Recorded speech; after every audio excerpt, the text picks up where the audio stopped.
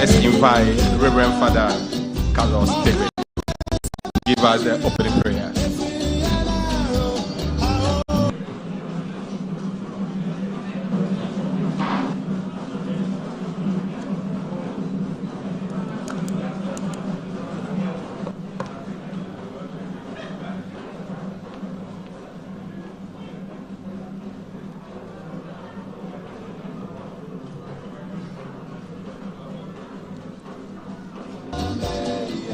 Being in the Volta region, where we speak mainly Ewe, I want us to pray in our local language.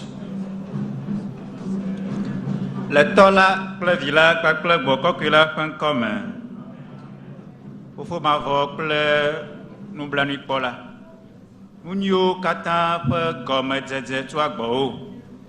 Mi fofo trɔ ya be míade ŋgble aku nu me. Ase nugɔme miaƒe game kple egadidi kpakple egaƒe ɖoɖo le míaƒe dukɔ la me. Míeɖe kunɔ be wò gbɔgbɔ kɔkɔe la nakplɔ mí le ɖoɖo siawo me. Ale be nu yiwo mía awɔ le afi sia la, wòana be Ghana dukɔ la ne wòade ŋgɔ le gakpɔkpɔ ƒe akpadzi. Dumevi ɖe sia ɖe ne wòate ŋu avo akpɔ dzidzɔ.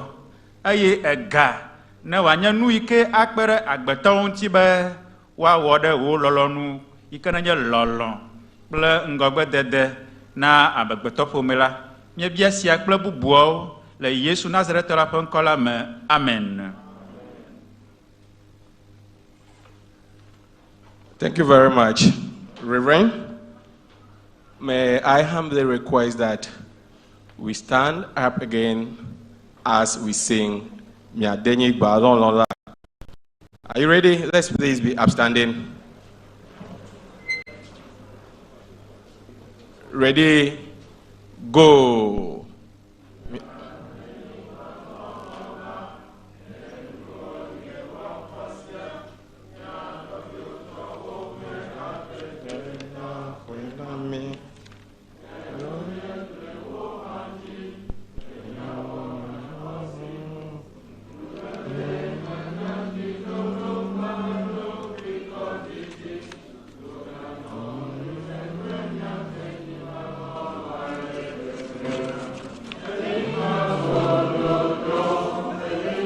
Oh, Bethlehem,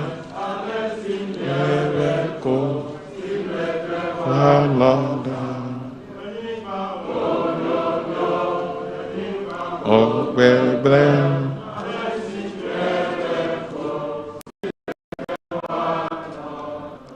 Thank you very much. Let's resume our seats. This afternoon, you are most welcome to Government Town Hall meeting on the economy taking place at the Assembly Conference Room of Freedom Hotel Home. Permit me to acknowledge the presence of some important personalities in our midst this afternoon. We have members of RESEC. Let us clap for them. Regional Security Council. We have the clergy here. Clergy with. Thank you very much. We have our revered chiefs and queen mothers. Let's clap for them. Let's clap for them, please. Student leaders, representatives of political parties. We have our honorable municipal and district chief executives, representatives of business advisory centers of the district. We have also representatives of our market women, the media, transport union, GPRTU, Protoa Cooperative, mobile money vendors, GJA, Garage Owners Association in the region, and also a number of traditional councils. We have the Asogli Traditional Council represented, Ziave Traditional Council. We also have Adakulu Traditional Council. We also have our media partners. This event is happening live on GTV and also on partner radio stations dotted across the region. We have Volta Star Radio, 91.1 megahertz and 91.3 megahertz, taking the feed live. We also have Stone City Radio, 90.7 megahertz, Cool FM, 103.5 megahertz, Ho FM, 82.5 megahertz. In Hohwe, we have Voice of Volta, 95.7 megahertz, Heritage FM, 107.3 megahertz. In Adidome, Dela Radio, 105.7 megahertz. In Joje, we have Nyatepe Radio, 94.5 megahertz. Keta, we have Sun City Radio, 89.1 or 0.1 megahertz.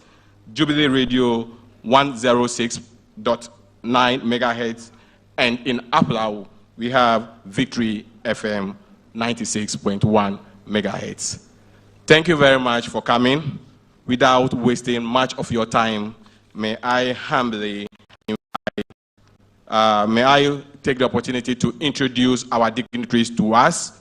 And we have with us this afternoon, Honorable Pius Eton Enam Hajide, CEO, National Youth Authority. We also have Honorable John Peter Amewu, Minister, Railways Development, and MP for Hohoe. We have the Honorable Minister for Information, Honorable Kojo Opo Nkrumah. He is also a Member of Parliament for Ofuase Ayeribi, if I'm right. Thank you very much. And if I get it wrong, I'm pardoned, sir.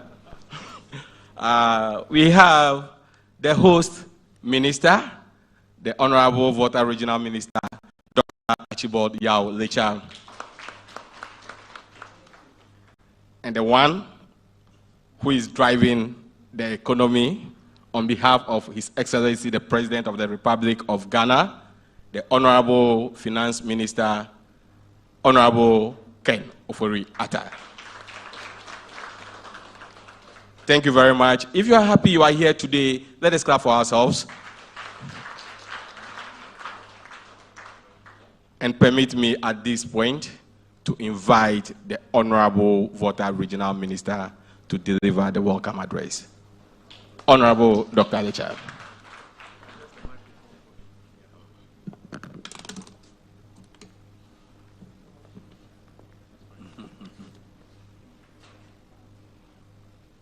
Thank you.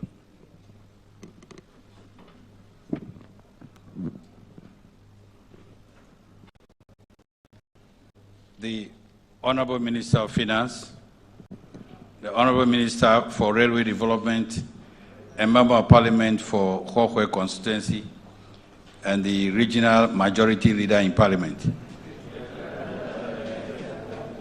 Honorable Minister of Information, a Member of Parliament for Ofuase Ayeribi constituency, the Chief Executive Officer, National Youth Authority, our revered queens and chiefs, Togbeo Mamao, the clergy, directors from the Ministry of Finance, directors from the Ministry of Information, Honorable Municipal and District Chief Executives, Acting Chief Director, VRCC, and directors from VRCC, distinguished guests, members of the media, ladies and gentlemen. Good afternoon, Ndonemi. I wish to, on behalf of the Volta Regional Community Council, the chiefs and people of Volta Region, welcome you to this important meeting. I wish also to extend a special welcome to the Honorable Ministers of State and the other dignitaries who have traveled to the region to participate in this meeting. It is my hope that you'll enjoy your short stay. Akwaba, Miawezo. Distinguished guests, ladies and gentlemen, our meeting this afternoon undoubtedly will find a place in the annals of the history of our dear nation, Ghana, where posterity shall be fed to us. The reason being that through this meeting, at this challenging moment all over the world where economies have been negatively affected by COVID-19, we have come together to discuss our national economy. As a region, we hope to make valuable contributions which will inform the difficult but needed decision of government to sustain the economy.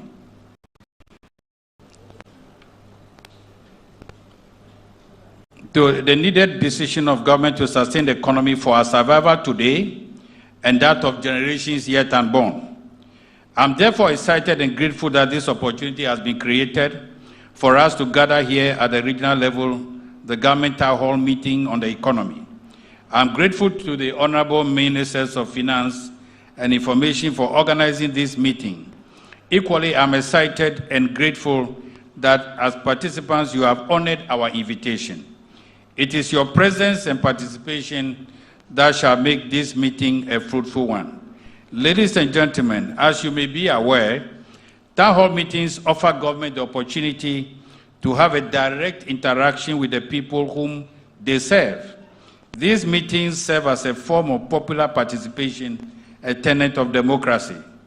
Consequently, this meeting today is a way of consolidating our democracy, creating the opportunity for government to share ideas on one pertinent aspect of our nation, the economy, gather the views and garner the support of citizens on issues relating to the economy. Honorable Ministers, distinguished ladies and gentlemen, there is no need to pretend that we are not in difficult times as a result of the impact of COVID-19 on our economy. In spite of the fact that we have been able to manage our response effectively and efficiently to contain the spread of the virus, which resulted in the low infection rate and number of deaths recorded, we have not been able to prevent it from taking a toll on our economy. That notwithstanding, it is not lost on me that we are a nation always with hope and determination to work together and turn any tide against us. Our economic challenges today shall not deny us of the future we envisage for this country, where there is great infrastructural development, capacity is given to many more youths to create jobs, and we are not laden with debt. This is the reason government is rallying our support towards generating the needed revenue to bring us out of the unfortunate situation visited on us by COVID-19. I have no doubt that the Honorable Minister of Finance and other government officials, among other things, shall share with us efforts of government, including the electronic transaction levy, E-levy, geared towards generating the revenue to sustain our growth and development. Explanations to the levy shall be given. Concerns will be addressed, and we shall hopefully leave this meeting with understanding of the need for the levy. Honorable Minister, ladies and gentlemen, permit me at this point to state that regardless of the challenges there are, our region continues to benefit from national policies, programs, and initiatives contained in the 2022 national budget of building a sustainable entrepreneurial nation, fiscal consolidation, and job creation, the Ajenkwa budget. In addition, the 2022 national budget had made provision for some specific projects in our region. In the area of road, continuation and completion of Asikuma-Kweve, a Havekokwe section of the Eastern Corridor Road, completion of the Sokode-Ho dual carriage road, continuation of the Uhas bypass and campus roads, rehabilitation of Ho-Denu Road, and construction of the Sokode-Akrofu-Bame Road, among others, have been taken care of in the budget. Honorable Ministers, distinguished ladies and gentlemen, I want to say that we need a lot of things. We as a region, a lot of development, and especially infrastructure. There are complaints about the roads and other infrastructure needs. People have complained about our national regional library that is still uncompleted. People are worried about the youth resource center that is still not being completed. All of these require money. And I want to explain that instead of borrowing money to do all these projects, why don't we discuss among ourselves a way of a little bit of burden sharing for us to share the burden to be able to complete these projects without necessarily adding to our debt burden. Honorable Ministers, distinct dignitaries, distinct guests, ladies and gentlemen, As participants, you are key stakeholders in our national economy, and you represent various segments of our people. I therefore entreat you to participate effectively and efficiently in this meeting, not hesitating to ask questions and make comments as well as suggestions, with the overall aim of supporting government generate the required revenue for our development. On this note, I want to speak some maybe.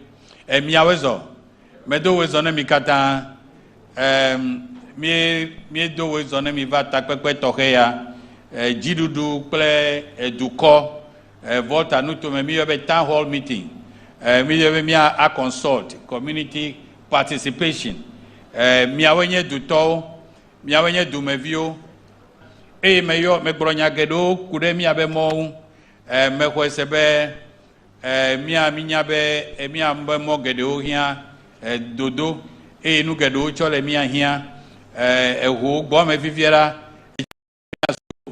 nyabe miva extend. The Queve Water Project be a Chine Sumi the ho, Dogero Legi Gakemi Hanga, Koba Wananu, Tamiva be Midu Jeklimi, Elegemia way be Mikatamia Pasire Don, Awo, Ajoga VVV, Lemia Noyobo, Bemia Poga, Bemagano, Egadodo G ACIO, Bemia Unto, Mia Ajoga, Lemia Dukwesi, Ako Wanuke Toki Yamile Dukome, Aquanami. On this note, even though the minister didn't understand me well. On this note, on behalf of the Coordinating Council, I once again welcome you to the Government Town Hall meeting on the economy. I'm confident that we shall have a fruitful engagement. I thank you, and may God bless our nation. Thank you very much, Honorable Regional Minister. I think we can clap for him once more. At this very important juncture, may I respectfully hand over to the man himself, the Honorable Minister of Information. Thank you, Honorable, and welcome. Thank you so much. Honorable Minister, you thought I didn't understand what you said, but I heard Akwenami at the end, so I knew it was time to clap. Let me also speak the little bit I know. Novi Loloto Miawezo. Honorable Regional Minister, Minister responsible for Finance, Minister responsible for Railway Development, my brother, the Chief Executive of the National Youth Authority, Togbio, Mamao, leadership of various identifiable groups in the region. Good afternoon to you all. Let me thank you for your attendance and your participation in this town hall meeting on the Ghanaian economy, which is taking place in the Volta region. This is about the 5th region that the government delegation is visited, and the purpose of this town hall meeting is to provide us the opportunity to have a conversation, an honest conversation among ourselves as citizens of this great country called the Republic of Ghana. Because we don't have screens here today, part of my presentation, which contains videos and photos, etc., will only be visible to those who are watching on television. But I'll try as much as possible to paint a very simple picture for you as we go along before I invite my other colleagues to speak to us. We are here today, as I mentioned, to extend the ongoing national conversation on the Ghanaian economy to the Volta region. We're a country in which on a regular basis we talk about a lot of things. So sometimes you hear a lot of our national attention is engaged on one allegation. Somebody it is alleged that X or Y or Z has happened, or that some particular musician has done this, or that Dampare has arrested this one. We spend a lot of time discussing many other things in this country. But one of the most important subjects that we should be spending a lot of time discussing, it is my respectfully humble view that we don't spend enough time talking about it, and that is the Ghanaian economy. Why is the discussion about the economy important? The economy is important because at the end of the day, no matter who you are and no matter what you are seeking to do, you want to grow at your own micro level, or at the community level, the household level, the community level, the regional level, or the national level. We want to grow.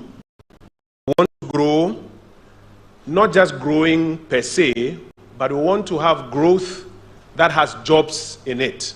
As we raise our children from home and as they cross the adolescent ages, the next thing we're all thinking about is that when they are done with school, they must get what? A job. So we want to grow, we want to create jobs. We don't just want to create jobs, we want to create jobs that provide satisfactory incomes for people. Kudi, a bit of it. And then, as we get some more incomes as individuals, as households, as communities, as a region, as a country, we can work towards improving our quality of life. I believe that these are some of the conversations that are most important that we should be having as a republic. In the last 5 years or so, the Akufo-Addo administration has been doing a lot of work as part of its contribution to this exercise of growth, jobs, incomes, and quality of lives. I heard the regional minister speaking about infrastructure here in the region. Roads, railways. I've seen the railways extending to the region. The railway development minister is here. He will speak for himself. Jobs, scores of jobs in the public sector. And as the private sector is growing, what it means is that there's an expansion for private sector job growth as well. We have also seen, I'm sure you will attest to the fact that we have seen investment in security. These days, with all the dangers in the West Africa sub-region, in the Sahelian areas of extremism, people attacking one another, it's been very important for government to invest in security. So you've seen a lot of investment in security in terms of personnel and logistics, military, police, other services. We have seen investment in healthcare. And then we've also seen expansion of social protection programs, the livelihood, the LEAP program, the free senior high school program, school feeding program. We are seeing expansion in all of these social protection programs. But we also agree that in 2020, something extraordinary hit the entire world. Fabio, Mama, today as we sit here, we're all wearing masks. That is even a signal that we are still not in ordinary times. Something extraordinary has happened. And this disease called COVID-19 that took many countries by storm, killed hundreds of thousands of people. We have been contending with it. As we contend with COVID-19, social distancing, people should not go to work or should go through lockdowns, etc. The impact is that the growth that we are looking for begins to slow down. The jobs that we are looking for to increase begins to slow down. The incomes that we are expecting an increase in begin to slow down. And the expansion in the quality of life that we are looking for begins to slow down. Today, growth that slowed down in many parts of the world, thankfully in Ghana, growth is beginning to pick up again. And that's why, as the minister will explain later, there's evidence that we are building forward better. We are gradually recovering from this challenge. But there's still increased hardship globally. Not just because of COVID, but as I'm sure you have been seeing on your television, there's a major war that is broken out in parts of Europe. And already you are beginning to see fuel prices going up or crude oil prices going up.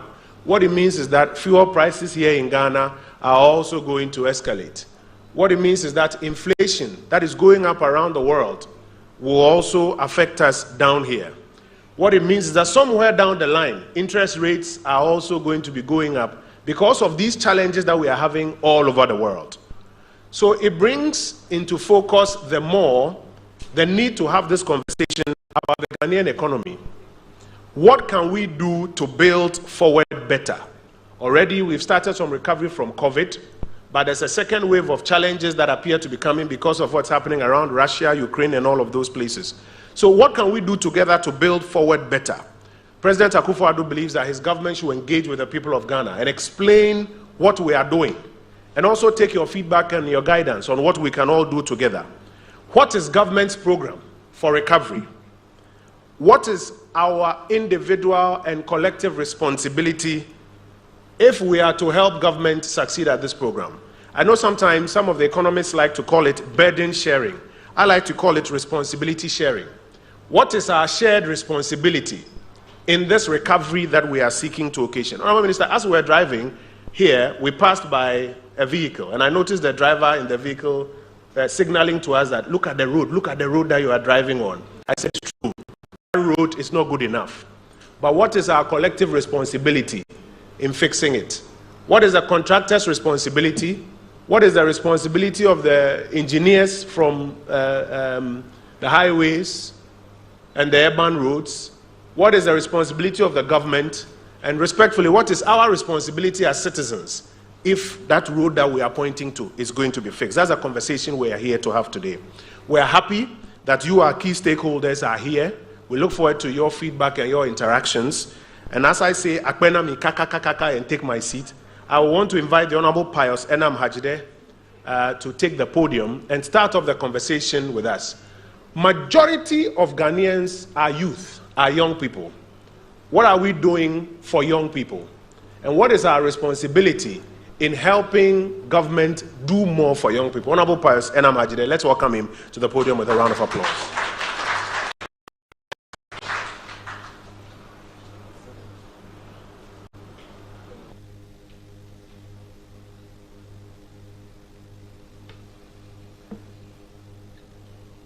Thank you very much, the Honorable Minister for Information, my brother and friend. I am sure that it is clear that my time spent with you in the Ministry of Information was not in vain. You picked up some error from me, no doubt.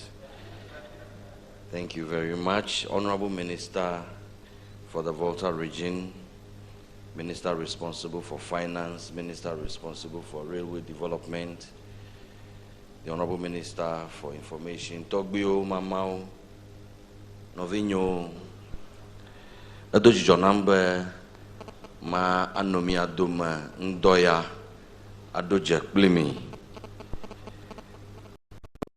Pius Enam Hajide, Abalo Blena.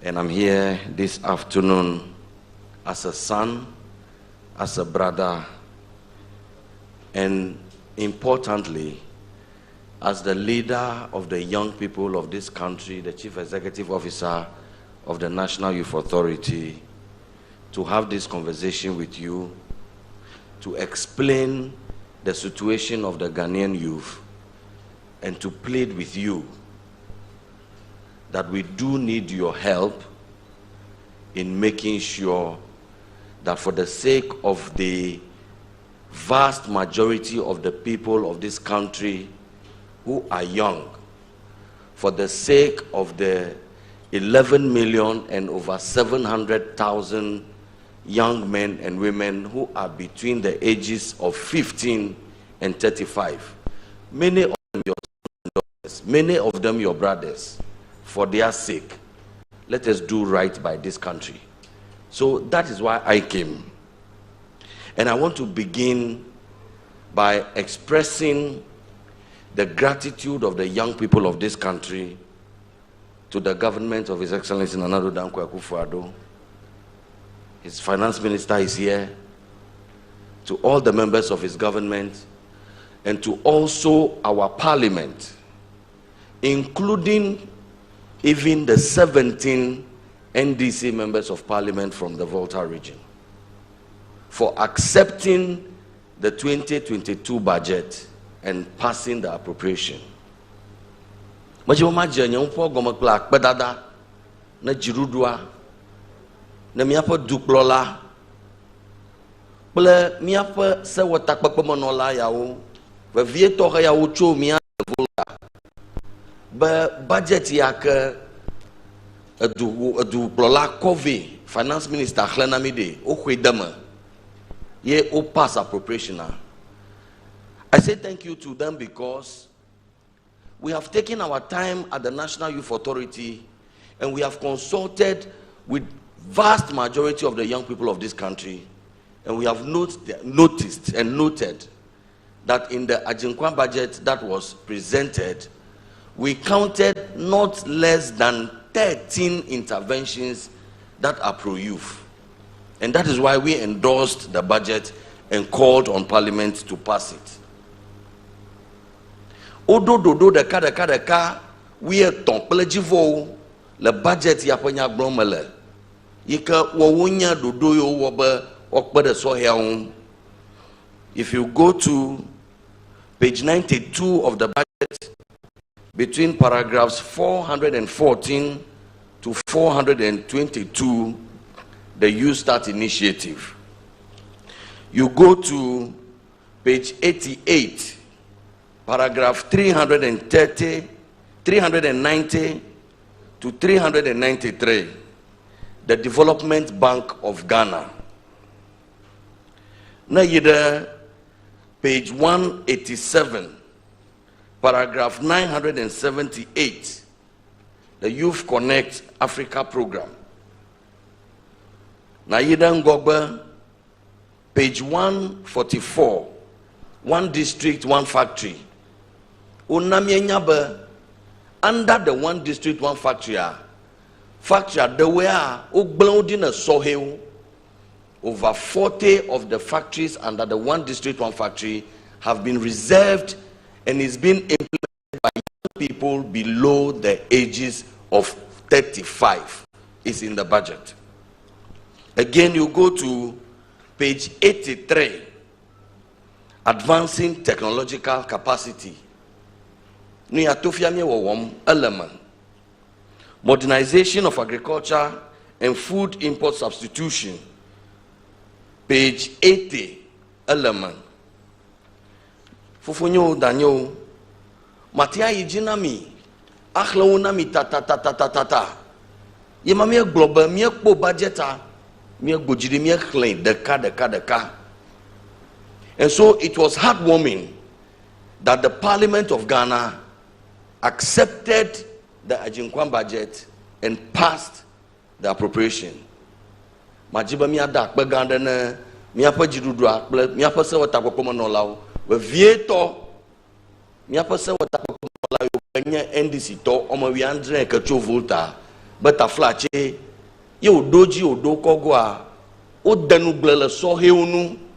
They cared enough about the youth of this country and they accepted the budget and they passed the appropriation. But there's a big deal ahead of us, and I'll get to that in a bit of a time. And like Oliver Twist, the young people of this country are coming back again to you, members of parliament, that let us continue the way we started and let us accept what I am just about telling you. The situation of the Ghanaian youth, even though a lot has happened, is that we still have massive youth unemployment.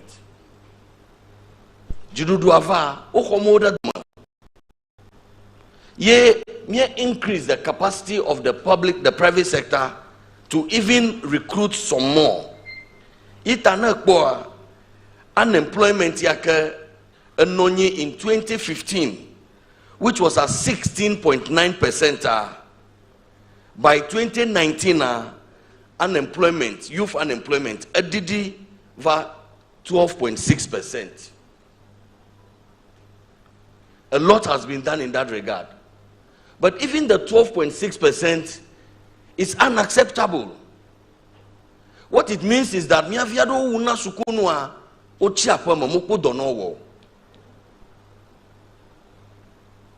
government over 300,000, the public sector.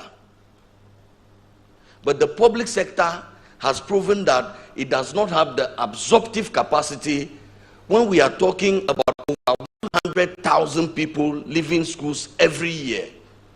I'm a for the Odogola University of Ghana, Odogola Technical University, Odogola Sukwao. Government in the Kamatia Homoya Katanda Domo. Even though we have increased the numbers in the public sector, in the long term, that is just to create an effective public sector to service a performing private sector. Afiamiela radio station yaka MC Adamanamiba o a program ya kavama. O number of VP ikwenya dukoto. Ghana Television and Ajabamia Achinumanu Nata Flache Togio Mamao Mia Fofona Mia Pomiaji Namia Wusukunde Milala Mia Dida Mamia Nopoma Miohameva Pomiaji The situation where parents send us to school, and even after school, instead of taking care of our parents continue to take care of us. That situation must come to an end. And so we were excited that the government decided to take the young Ghanaian job seeker to the young Ghanaian job giver. Odomio hamianya doto nemia humia no view the doma. Yo global within the next 3 years here, I'm $1 million the car now done under the Youth Start initiative. Ghana so he oka ho upper we are tova dasina upper bla tova ton upper ton ya kalangona mide. I'm the car $1 million the car. A donor no one to ushi no wuhano tian homa de doma. Over the next 3 years, under the vision of His Excellency the President, 1 million young people between the ages of 15 and 35 will become job givers themselves.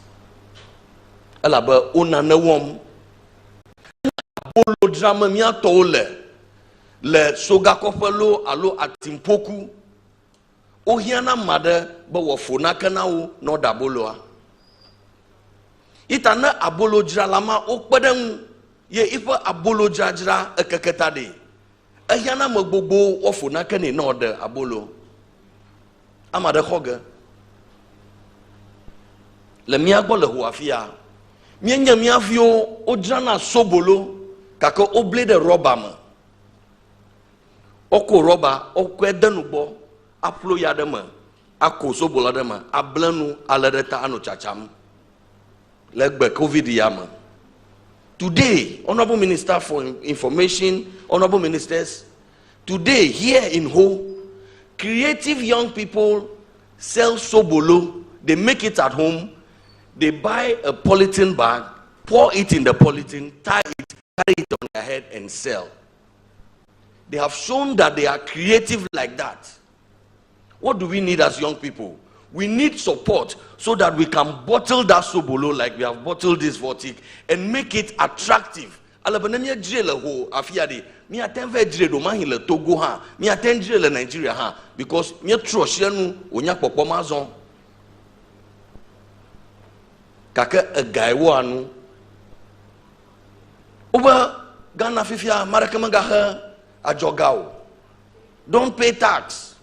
Yentuya miahago afo miaba mohagbla mibo mia joga hago o mia pomo mia joga hago kaka miaba mia hia na hospital miaba mia joga hago kaka miaba na mia vio in the secondary school day no ko pa tranko ko no ida school ka Africa kunwe a mi gbogbom le fia ba mia bo mia todo gbona mi ba mi ave doga Madun kujina mitogbeo. Nye doga kwole juyama. Not long ago, we went to the IMF and they gave us under $1 billion. $984 million, I believe, if I remember correctly. Yo glonami bade. Let us freeze recruitment into the public sector. Ta so he wusuku vode. Ochi apoma alaba do ya kemye ide IMF yenya iba kaja amada kule dome alo amada yi pension afiko ohoma bubu de tepe kaka ohoma ye yewoda dome la pawo itam ye wusuku ngvode epa dan epa ndre mi la poma le mi agila ogbo yenya ahabobo mi fado ba Unemployed Graduates Association of Ghana mi do gakpo agam ye do po a yo gbona mi ba kadigbe I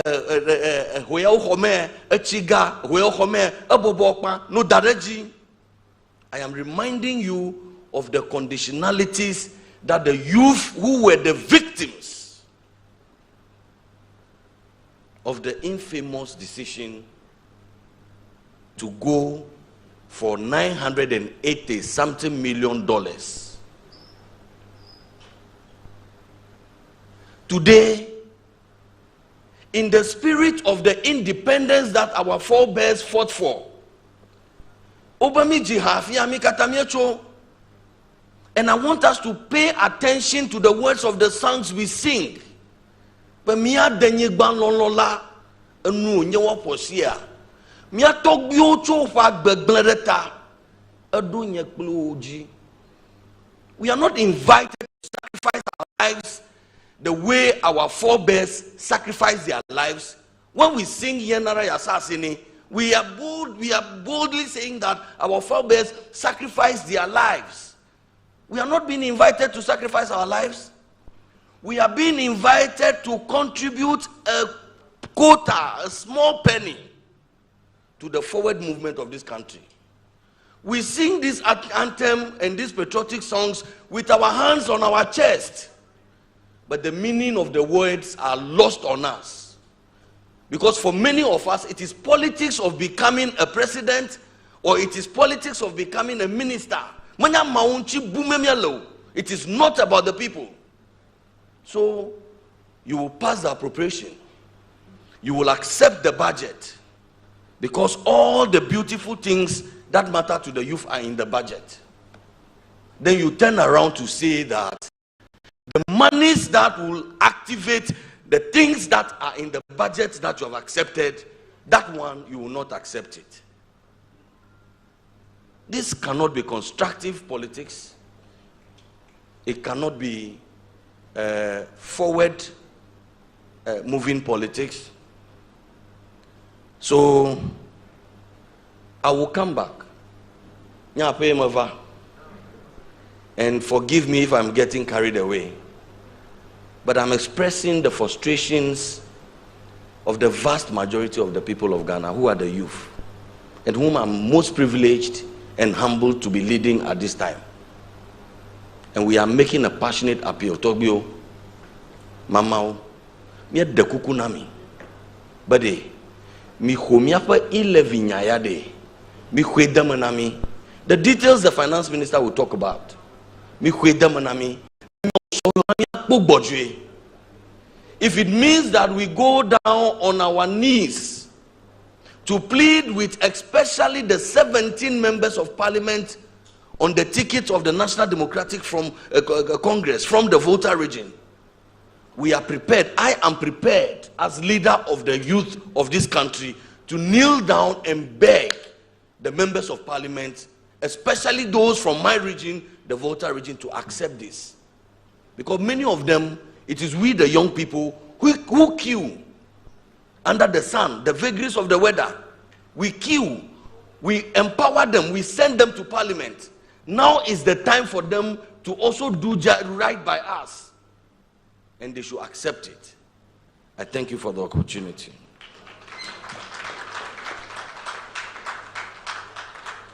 Honorable Pius and Amhajide, very passionate remarks there, drawing our attention to our responsibility. And he says that the song that we sing, the patriotic song that we sing about the sacrifice of our forefathers who are to lay down their lives, we are not being called to lay down our lives. Just a little, for the Republic to achieve its objectives. I want to move on to the Honorable Minister for Railway Development, the Honorable John Peter Amewu. Let's receive him with a round of applause.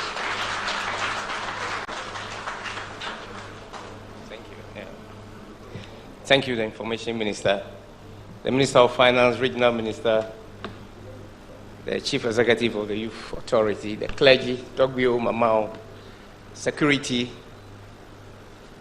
District Chief Executives and Metropolitan Chief Executives here present,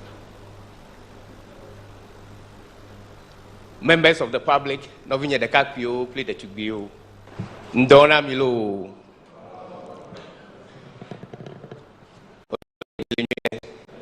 Mia viewete, Mia strong, Mia belong lao, Mia futoje, Madogwanobete.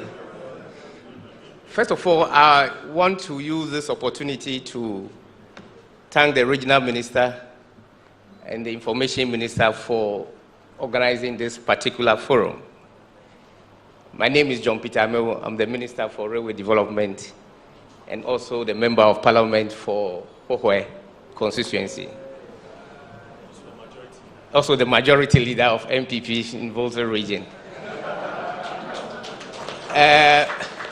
Novinho, and it is a fact that one of the main reasons why I was elected as a member of parliament for people of Hohwe is because of development.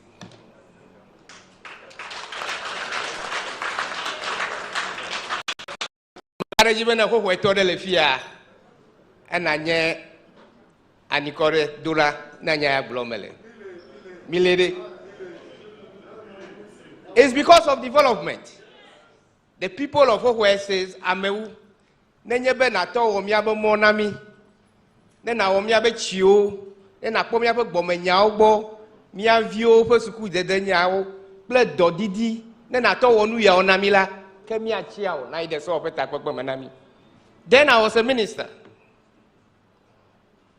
This is a true story. I went to my very good friend, the finance minister.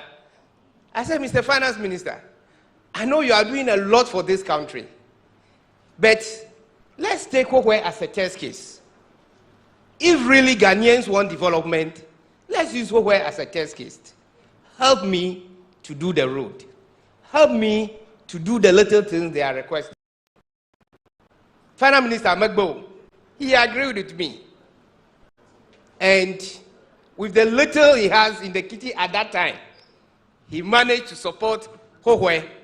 And the people realized what I have done for them in Hohwe. I was then elected as a member of parliament. It's because of development. Politics, it's all about development. But how do we develop a country? Jidudu, medwa agati, agana chideme waba agbo. Jidudu reto gati kwa. Government cannot plant a tree to grow money. It's never done. But what happened is that individuals say, "Wa, ejidudu le miakpra, miawe ko miafe gako ina jidudu beni ko odonai." And you are giving that money to government because you want to hold government responsible. Today, Ghana's population, it's about 32 million, thereabout, if I'm right. 32 million yawa jidudu de kakwele miakpolo ye kofi ye ko be gave abranche ko be gave ye kojo ye ebe awo ye agamele siota imakovel gaka ile development di. Why everybody is contributing? Kofi and Abla said, no, I cannot contribute, but I want the development. Out of that 32 million population I'm talking about, average is about 10 million. About 10 million people out of a total population of 32 million are expected to pay tax, contribute tax. But because of the informal economy, it's difficult.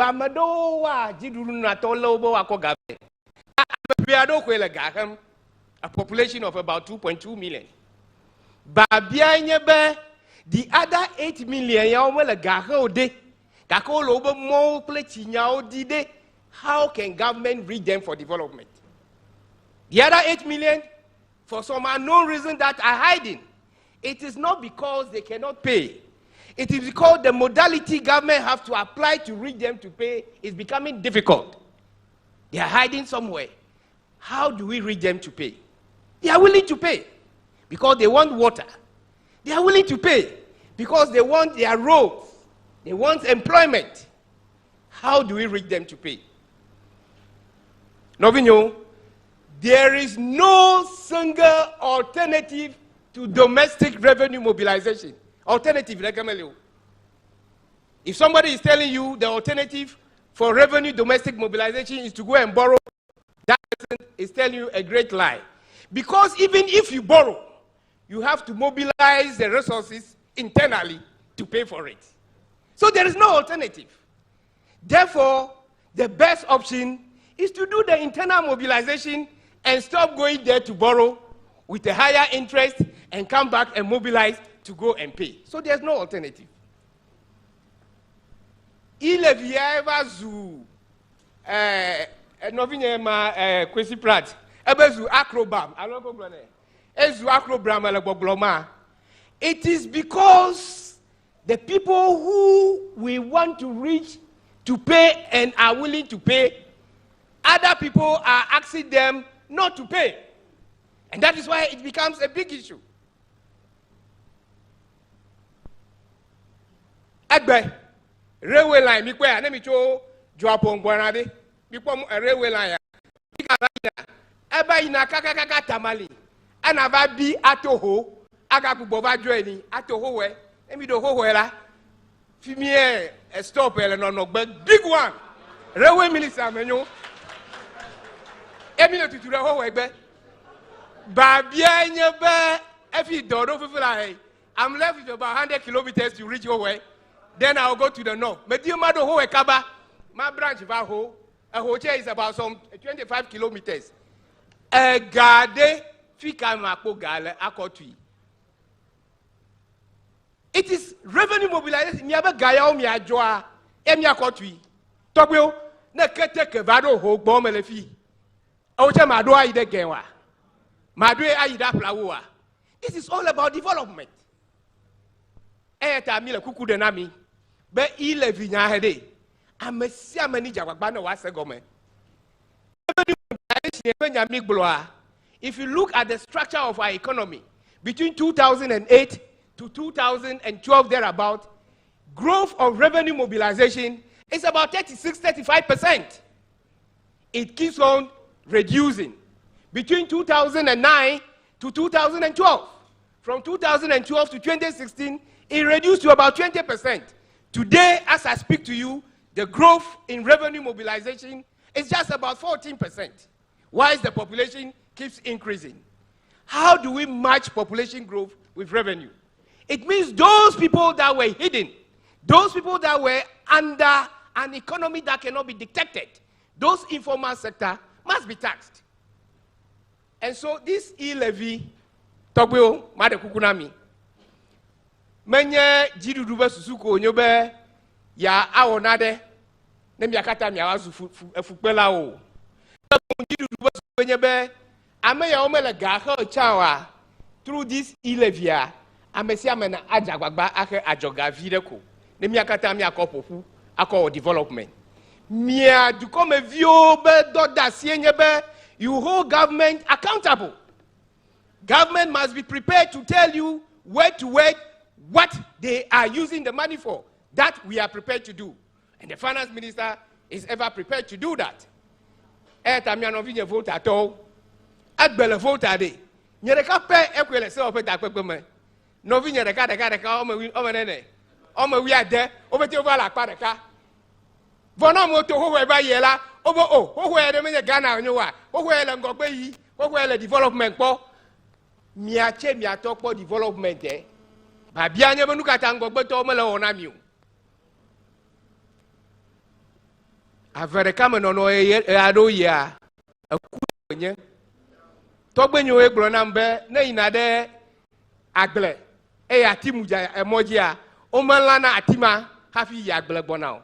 Inchu ya se jila do hana pe trousers ayi adomoto ati ayi agbo egbe Ghana no vinye atingare muje mo manami the whole world fupepe ya tale be mia ha mia kpo ba be dokwe Ghana view jiji ode nuka mia wo akokpere jiduru.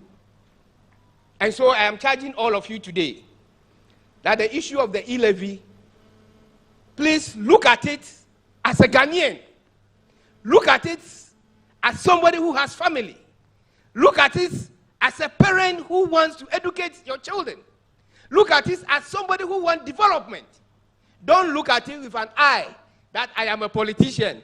Oh, let me now E-levy fulfill wa bakpoga the economy enwa Kenya maton have power. Ow! When the economy is good, anybody at all can come and run it, and it's better that way. Prices all over the world are climbing up. I think you all saw what is happening today in Iraq and what is it? Ukraine and Russia. It is going to affect us.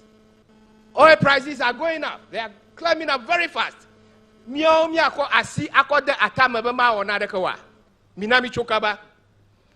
us not politicize this E-levy. E-levy is a domestic revenue mobilization. Miape dukome egbe mi vado ha. Leke dukome gazu enyebe. Enu gede ya. Leke okona jogacha. Ma gaton akwe nene mao. Ela be services yomi producer. Alo mi wana. Enu gede owaje wo through electronic means. Eta ne me jidudube akọ manual way. Emo ya uzana akọ ajoga. Ma ton akọ ajoga mao. And so you must apply another method. It is simple. And that is the essence of this E-levy. Ta ma ade kuku na mi abe togbeo mi ano de kakuyo kuli de tugbeo be veto mi abe clergy be wa fonu na duko mevio na wa se ajoga ya gome de ka wowo amenovi lolo ni no mi adome. Peace must prevail in this country. Ame mao achoko anu nyaglom be afanijo ku na joa no vinyo na na kpo ava wa fe kpo a ma aglobe afanijo le Ghana le fiu ayata ma de kukunami E-levy ya ma ko azu ejire amajuju nugo mase cover to koyamo minami odeka alebe dububu ya we fohlami a na wa kpo nucho Ghana gbo wa sro nucho mi agbo akpe Ghana na mi.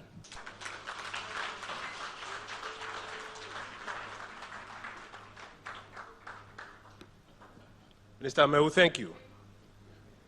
When I was a bit younger, when we go for mass and the priest sums up in prayer like this, all we say is Akpe Namawu. But I think to you we say Akpe. We're grateful.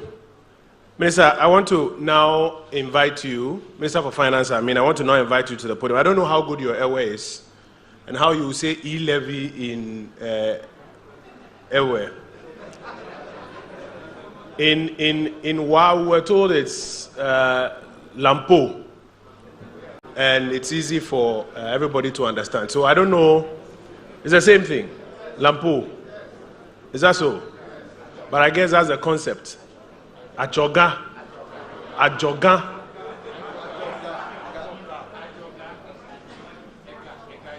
Ega. Ajoga. Okay. So please join me to receive the Minister responsible for Finance, the Honorable Ken Oforiatta, to speak to us about how we are building forward better and what our shared responsibility in this is.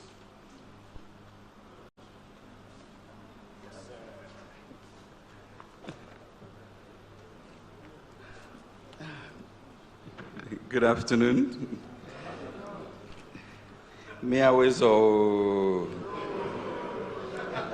I think everybody woke up there. And Minister responsible for E-Ajoga, that's me. Got a new title here. But truly pleased to be here. And our revered chiefs, thank you for taking the time to come. Host Regional Minister, it's always good to see you. I've been in the region maybe 3 or 4 times this year already, so that's good. Colleague ministers, Minister of Information, Rail, JP, John Peter, cost me a lot of money during the elections, but he ended up becoming the majority leader of the Volta caucus. So we thank him for that, and that is what happens when you invest in development. The impossible becomes possible. So thanks for that. RegSec members, thank you for being here, and our dynamic NYA Chief Executive, truly appreciate what you said and the spirit with which you did that. And certainly, our spiritual leaders, thanks for starting us off well and for covering the nation even as we continue to murmur and unable to see the great benefits that the Lord is giving to us as a country and blessing us. So this town hall meeting It's the 5th, I believe. We went to Kofodua, Takoradi, Tamale, and Wa, and we are here to really share with you. I think most of the information has been delivered by my colleagues, and so I'll really shorten what I have to say so that we can get into the comments and questions and answers, and that's usually, much richer. So in this movement towards the E-levy, also during the Christmas season, which I spent in JB, I visited a number of towns, Enyinam, Abapem, Achim, Himain, Triapiase, etc., just to really find out about people's sentiments about this, the rural versus urban. And even when I came back to Accra, I went to Pram Pram to also hear what the canoe people, the boat people were all saying. But I believe that for all of us, we will have to recognize that there's been a tremendous improvement in our economy since we started in 2017, and maybe we've gotten so used to it that we've taken it for granted. Be that as it may, we moved from some 3.4% growth to almost an average of 7% through the period until the COVID incident, which affected the whole world. Our inflation was down to single digits, and the deficit was down to under 5%. And truly, this was a country, en route to bring in transformation to our people. But I think more important was the centrality of the president's vision, which was really the elevation of each citizen. And therefore, the senior high school program, which impacted all of us, nephews, nieces, children, whatever, to the extent about 400,000 new people were able to get into senior high school. So in this bent to create what you call a Ghana beyond aid, and a Ghana of prosperous and confident people, is what the president's legacy he wants to leave and what his vision has. So as I've mentioned, the Livelihood Empowerment Program has moved on to some 340,000 households. The school feeding program has moved from 1 million to about 3.4 million. And then, of course, senior secondary school has also moved up. So you can see a nation that is progressively moving. We also inherited what we called an asset quality review, which essentially said that our banking system was going to collapse if we don't do something about it. That was, of course, buried under some shelf, and the president had the courage to say, let's fix it. So we saved some 4.6 million people who would have lost their deposits, and today the banks are some of the healthiest we have seen in our history, and they are lending a lot more than they used to do.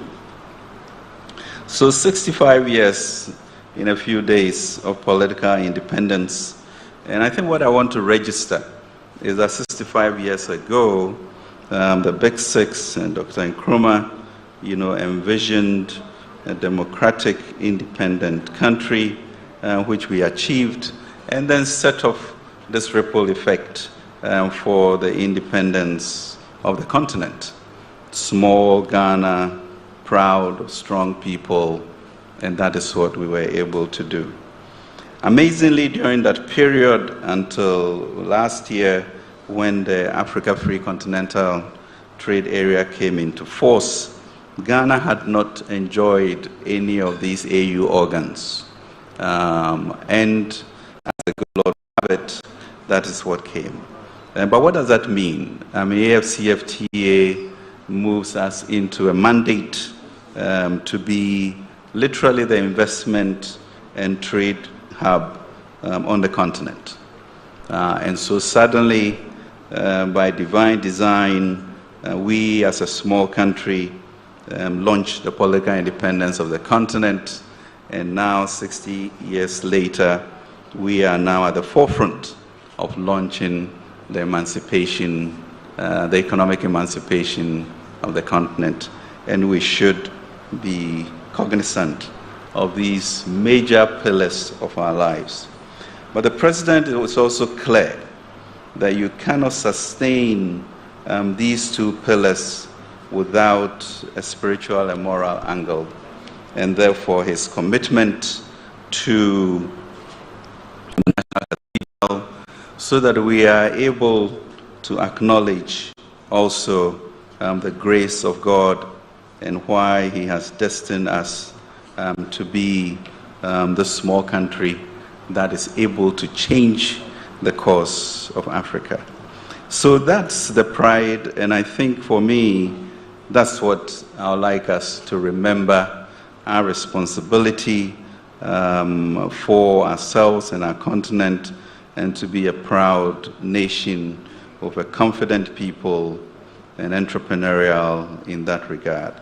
So this year's budget, the Ajinkwa budget, as we named it, is essentially to say, how do we turn ourselves into an entrepreneurial state, a state in which people are given the skill set to be able to start their own jobs and grow the economy, because government cannot continue to absorb what Pius mentioned, some 11 million people, to be able to give them jobs. So then, that is the entrepreneurial nation, and the interventions are very clear. A historic 10 billion CD Youth Start program to tackle this unemployment menace. And the question becomes, who should take care of this? And what sacrifices and burden sharing should we have such that we'll be able to unleash the potential of our people that we have?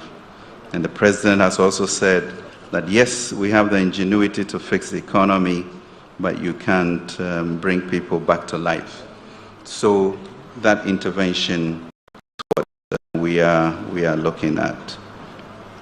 Then the question becomes, how do we get financing to support it?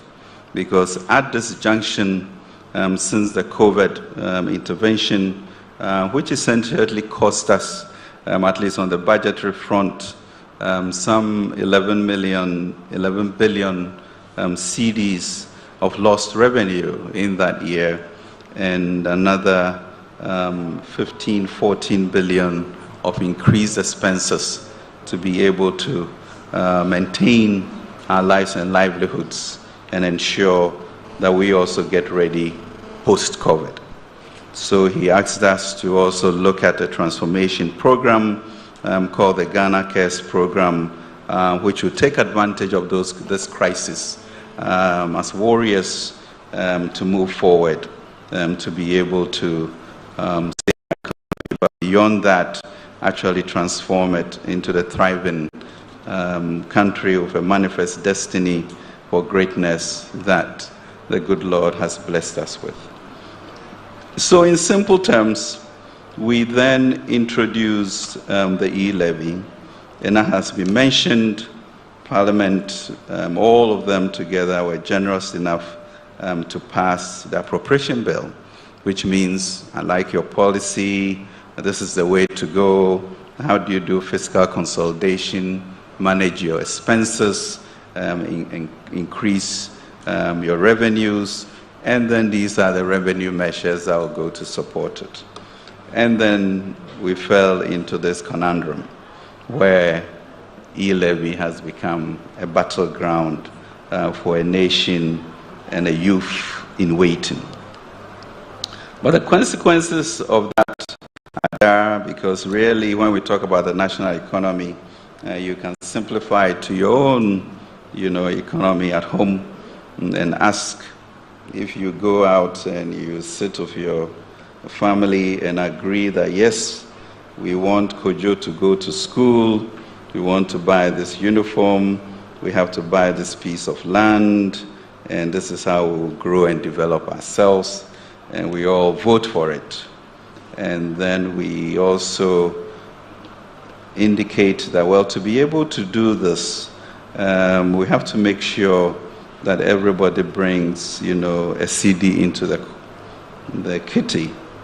And then we say, oh no, as for that, we won't do that. So where then is the vision? Where is the sacrifice? Where is the burden sharing? How do we go forward?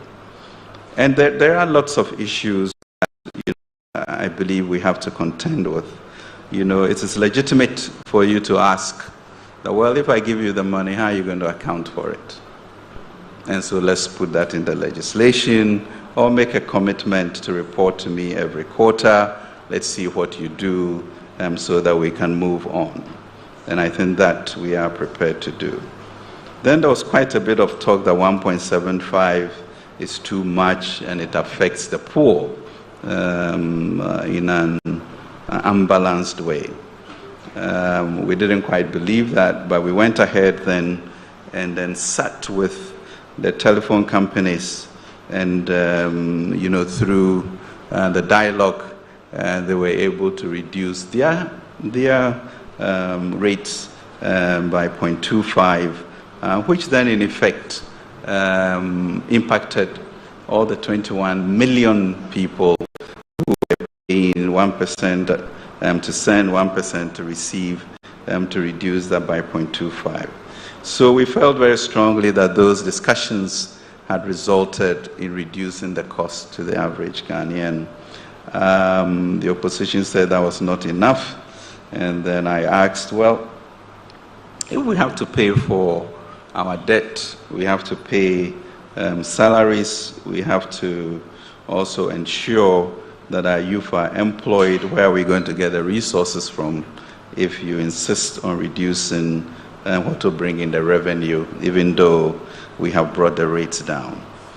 Be that as it may, I think they had convinced a lot of people, and people felt it was too high. So we did agree and to bring it down to 1.5. So now we ask, what next? And the consequences of that, as we know, we got downgraded when we go out to the world to go and raise money. So that now we'll pay maybe 5% more or so for our money instead of 8%. It might go to 13% or so. Ladies and gentlemen, what that means is that if I go to borrow $1 billion, that means each year there's an additional $50 million because of all the noise that, money doesn't like noise. And therefore, over 10 years, the cost to us is $500 million. And it has to sink in us to know what we are doing to ourselves when we do that. But then I also ask, for example, so if somebody transfers, Momo transfers 1 million cedis a year, or maybe 1 million cedis and 36,000 a year, how much will that person pay? The person will pay 15,000 Ghana cedis for that amount of money. We know most of us do not do that. So let me bring it down to even 100,000.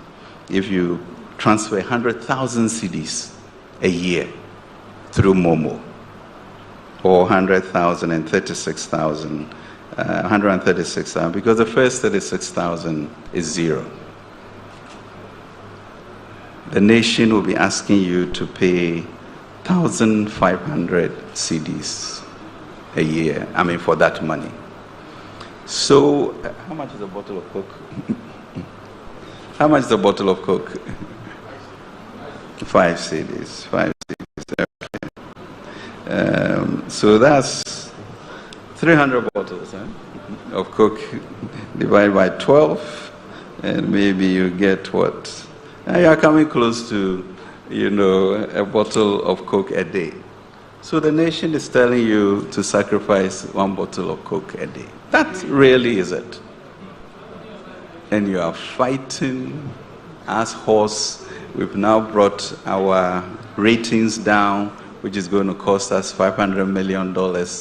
And you ask for a nation that takes care of your child in kindergarten, in primary school, JHS, SSS, and university, for them to ask you to pay 1,500 cedis a day. Is this brouhaha? And that becomes really sobering. But meanwhile, we also said in the legislation that, you know, for any 100 cedis you do in a day, we won't charge you. So that's 3,000 maybe cedis a month, no charge. So which poor person transfers 3,000 cedis a month? As a matter of fact.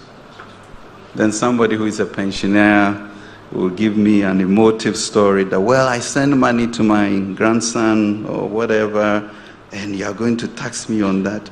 But you know you don't send 100 cedis a day to your grandson. So it's a theoretical argument.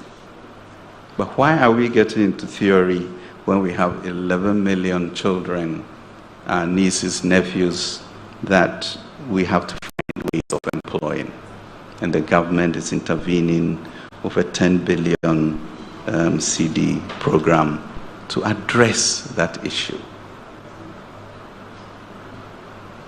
So where is the sacrifices of our forebears when they launched us into emancipating Africa, political independence, now launching us into economic independence, and we, at this junction, are refusing to do our quota, as they said, instead of a debt burden, to change it into burden sharing.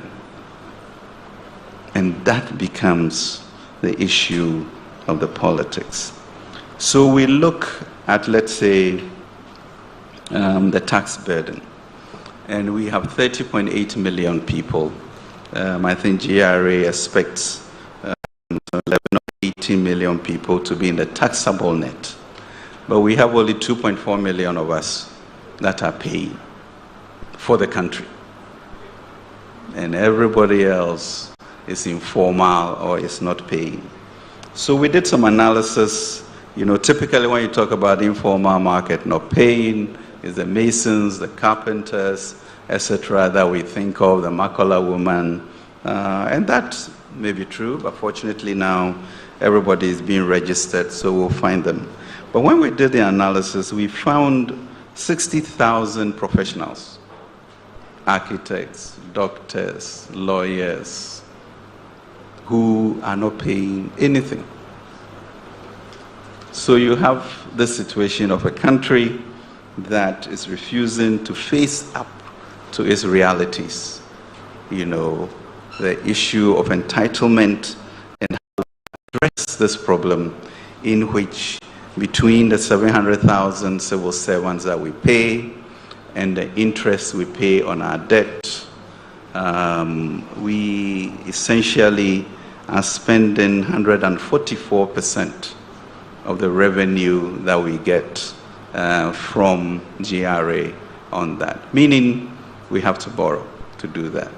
Now, why do we need to borrow from outside? We don't need to, but we need to find a system in which everybody is contributing. When you look at the numbers for E-levy or for Momo transactions, what we are seeing really is that in 2016, we had about 78 billion CDs of transfers going through. So that the issue of e-commerce is not only government, it's becoming global, and is the way in which business is going. Last year, from the 78 billion, we had about 953 billion going through Momos. So how does a country sit by, not recognize the change in our economics and the new tax handles that have been afforded us, while the old ones will fall off, and not begin to take advantage of it? Not only would it increase the mobilization of our revenue, but it also ensures that all of us participate in that. And I think that's important for equity and fairness for us to be able to do that.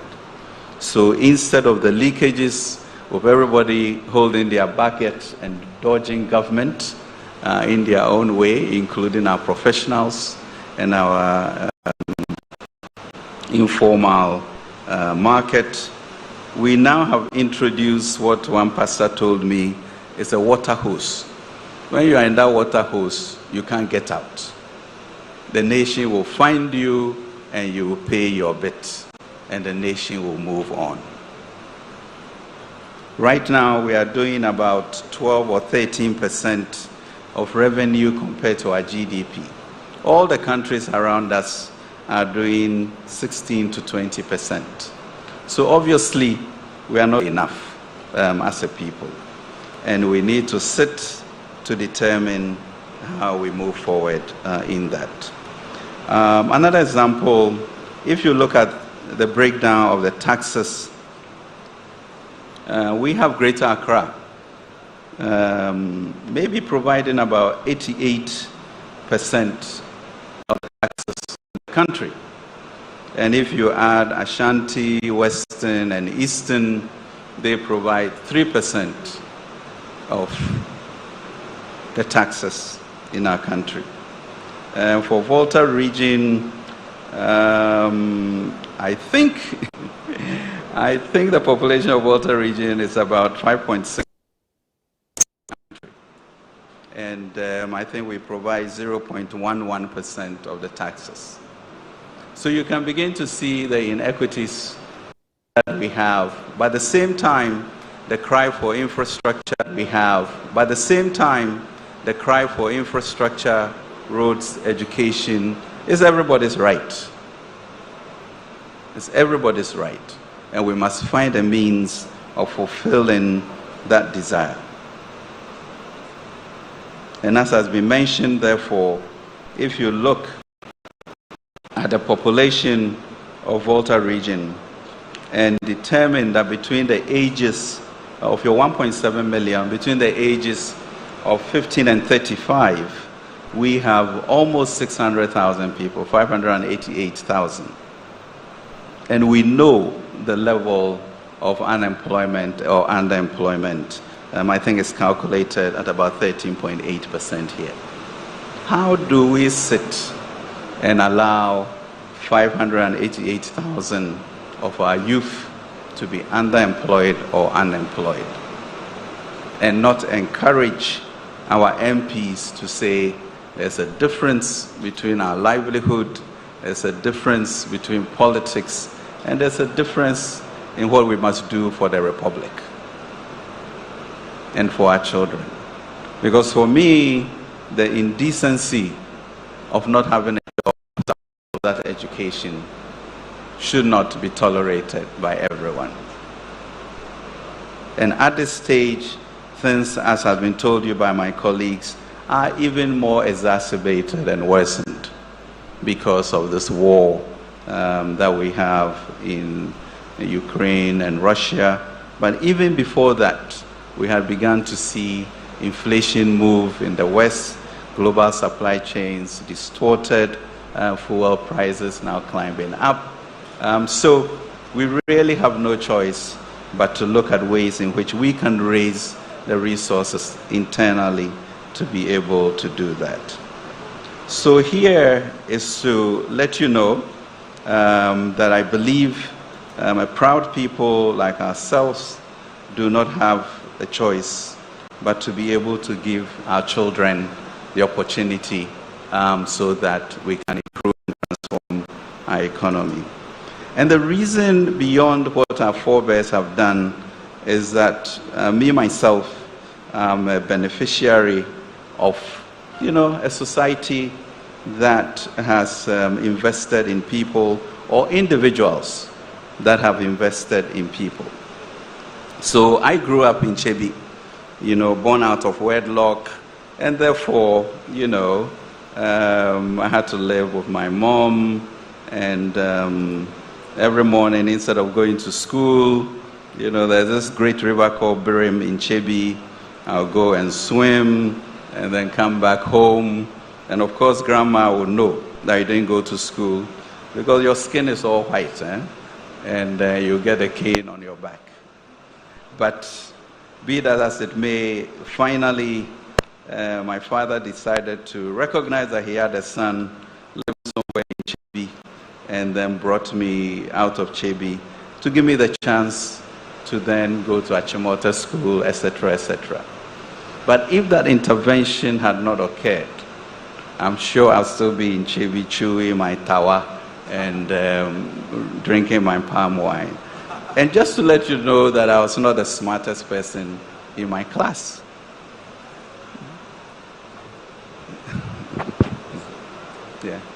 Yeah. Okay. So,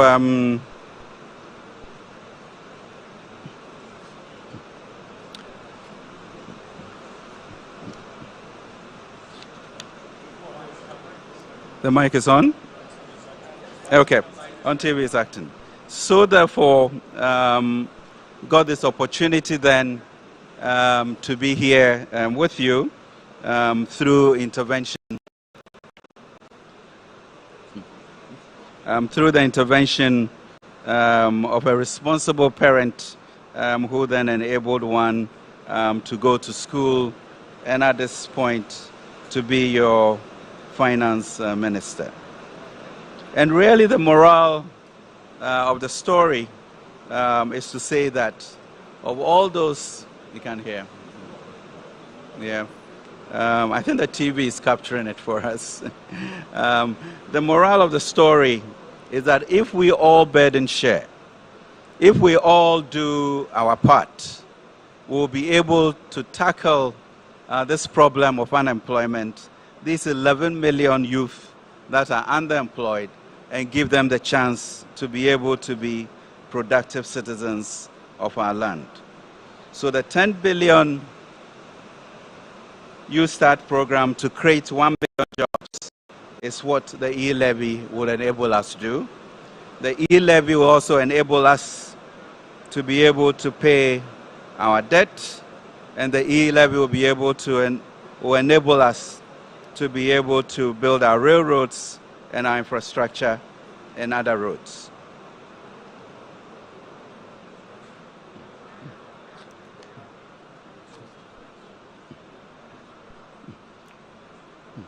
So we are really, ladies and gentlemen, in unprecedented times in which we as a nation need to come together. And there was an example in the 80s in Ireland where their debt to GDP had risen to 115% of their GDP, and unemployment was above 15%. And at that time, labor unions, government, faith-based organizations, and citizens all sat together and agreed that this can continue. How do we lock hands to face the issues that confront the Republic, and then we do our other fights in a different way? So we cannot continue to politicize what is good for the Republic, what is good for our youth, what is important for us to pay our debt, what is important for our infrastructure, and cost us our ability to also enter the international capital markets. So my charge and my plea to all of us is that we talk to our various MPs and we find common ground to find the revenue that is needed for us to be able to build our economy and get our youth working and pay down our debt. And that really is a conversation that we want to have here. And somebody might say, well, it's only 7 billion, which is under 10% of all the revenue that we intend to raise. But, you know, we always start small, and before long, we'll have the resources to be able to do much more. So the E-levy is not here to destabilize us, but it's to give us a consistency so that we can move forward to take really the reins of development into our own hands. And as we did to liberate Africa politically, as we are going to do with the economy through AFCFTA, it's what we should do for ourselves through E-levy to be able to transform our economy. So it is programmed to do just that. It is designed such that the very poor are not taxed on this, and it will make us once again that proud nation that we want to be. But there's something that I also want to leave us with, because as we look at our economy and where we are as a people, as the black star of the nation, there's something that is happening that is scary. And that is what I call the Comoros syndrome. And it's really funny when I mention it, you know, in other places. Because Comoros, where most of you don't know where the small island is, actually beat the Black Stars. And you ask yourself, how far have we come? How far back have we gone for a country like Comoros to beat us as the nation of the Black Stars that we are? And we are continuing to quibble about something that will bring back our pride and so. So I have this story that I will read to you that should give us some food for thought. And it's a story from a book called The Song of the Bird by Tony DeMello. So let me start. A man found an eagle's egg and put it in a nest of a barnyard hen. Yeah, little, you know, chicken farms. The eaglet hatched with a brood of chicks and grew up with them. This is a little eaglet. All his life, the eagle did what the barnyard chicks did, thinking he was also a chicken. He scratched the air for worms and insects. He clucked and cackled, and he would thrash his wings and fly a few feet into the air like a chicken. Years passed, and the eagle grew very old. One day he saw a magnificent bird above him in the cloudless sky. It glided in graceful majesty among the powerful wind currents with scarcely a beat of its strong golden wings. The eagle, the old eagle now who thinks it's a chicken, looked up in awe. Who is that? He asked the fellow chickens. That's the eagle, the king of the birds, said his neighbor, the chicken. He belongs to the sky. We belong to the earth. We are chickens.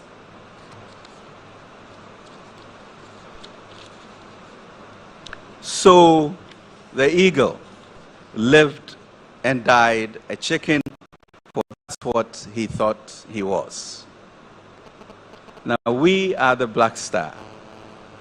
You are beginning to feel that we have lost our aspirations, and instead of the eagles that we are in our coat of arms and our forebears who died for us to found this nation, we may die as chickens if we do not wake up.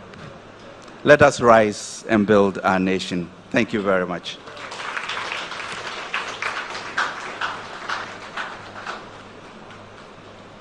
Minister, many thanks for your presentation. Let me just render a few apologies. First, to our colleagues who are having to stand in the hallway, we apologize. I think we underestimated the attendance, and that's why you are having to stand out there. We sincerely apologize. Secondly, I think you noticed we had a little power trip. So for the tens of thousands of people who are watching us on television, they can still see us and hear us. But here in the auditorium, I think the volume fluctuates a little bit. You'd have to bear with us. So when you have an opportunity to ask a question, please do well to raise your voice so that those in the auditorium can hear you very well, while those who are at home also hear you. We have a delegation from the Ghana Revenue Authority and the Ministry of Finance that came to town with us. They will help us in responding to many of the technical questions. And then on the policy questions that will be raised, I'll come to the Honorable Minister for Finance to help us respond. For some of the, and let's face it, some of the issues are also plainly political. For some of the political issues that will also come up, JP is here, Pius is here, Regional Minister is here, myself, I'm here. We'll do our best to respond to them. Everywhere we go, we find that there's already been a lot of misinformation about the economy, about the E-levy, the mechanics, and the purpose. And so we love to hear your questions so that we have an opportunity to respond to them. In that light, if I may ask for some direction on where the microphone is. Where's the microphone? And the stand to the microphone, COVID time, so we do well to ask you not to touch the microphone. It comes with a stand that will be brought to you. If you give me a wave where you are, you can ask your question in whatever language. My colleagues here will help me with the interpretation, and then we'll do our best to respond to you. Minister, I want to start with a little comment I saw from one of the persons who was viewing, or who is viewing this town hall meeting on one of our social media handles. And essentially, it's about this Coca-Cola example that you gave. If I just may read it out. It says, I think the working of the threshold of 3,000 cedis a month or 100 cedis a day needs further explanation. The scenario the minister gave about a bottle of Coke needs further explanation so that we don't think that we are being asked to contribute 5 cedis a day. Please explain it well for us.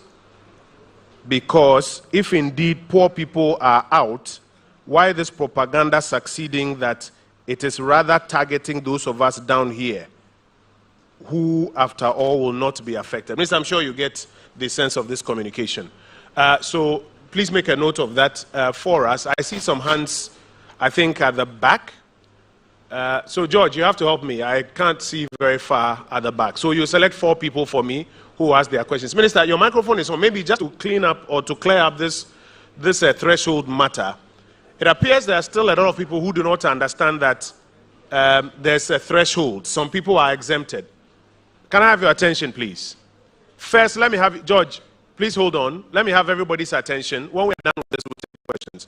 So we need some clarity on this. It appears that some persons still don't understand that there's an exemption threshold. And that exemption threshold actually takes out the poor, that the poor are not part of this levy. If you can just explain that very well for us, what is that threshold, what are the mechanics, and then we'll go to questions. I don't know if your microphone works there, does it? Can you hear me? Well, I can't hear you in the speakers here, so please do join me here.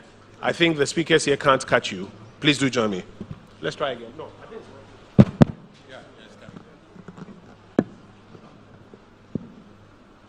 Yeah, thank you very much indeed.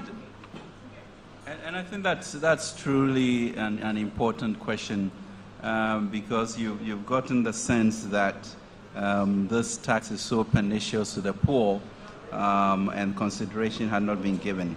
But we did an analysis which suggested to us that really when you look at 100 cedis being transferred each day, about maybe 30 or 40% of people do not do that. So we exempted the E-levy impact on anybody who transfers up to 100 cedis a day. That would mean, let's say, about 3,000 cedis a month. And in our view, that really covers, the daily transfers that people make. So if you have to do maybe 200 cedis because of a specific product you need to buy or transfer you have to do, you could do that in 2 days, and you are exempted from that. If you're a pensioner, pension rates are not that high, and you are sending money to your grandchild, likely it is under 100 cedis or less than 3,000 cedis in the month. and there will be no e-levy charge on that. So the propaganda is really unfortunate. And we actually met a woman in Wa who said she had been told that even her 50 cedis that she sends to her suppliers, she would be e-levied on that. And that when she has 2 cedis on her mobile money, government will take a CD 50 every week from that. So that's the type of misinformation that Minister is talking about. And it really hurts, you know, for people to be resistant to it while not realizing that truly we've all been taken care of. Minister, thank you. So just to reiterate, if you do not send more than 100 Ghana cedis a day, you will not be paying this tax. This tax or this levy only applies to people who send more than 100 Ghana cedis a day. So if you send 200 cedis, the first 100 cedis is exempt. It's from the 101 cedis going that this tax applies to. And as Minister explained, 40% of people who do Momo transactions, they send less than 100 Ghana cedis. And that is the poor. They are already taken out.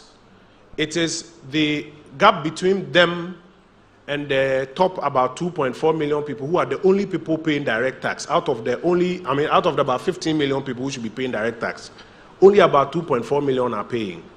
The gap between them and the bottom is what we are seeking to share this responsibility with. And for that bottom, 40% has been taken out, those who send less than 100 Ghana cedis. So it's a good time. George, please identify 4 people.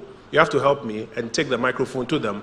Not more than 2 questions each. Please make your questions simple so that other people can also ask their own questions and we can hear from as many people as possible. George. Yes, sir. So the first gentleman, please introduce yourself to us. Yes, thank you. My name is Joshua Chatro. Joshua. Yes, from academia. Joshua, your question. Yes, the first is, we have the clarion call by the president, the vice president of our country, in the person of His Excellency Dr. Mahamadou Bawumia, pushing the agenda for digitalization of our economy, encouraging young ones to transit from the carrying of bulk cash to digital economy or cashless economy.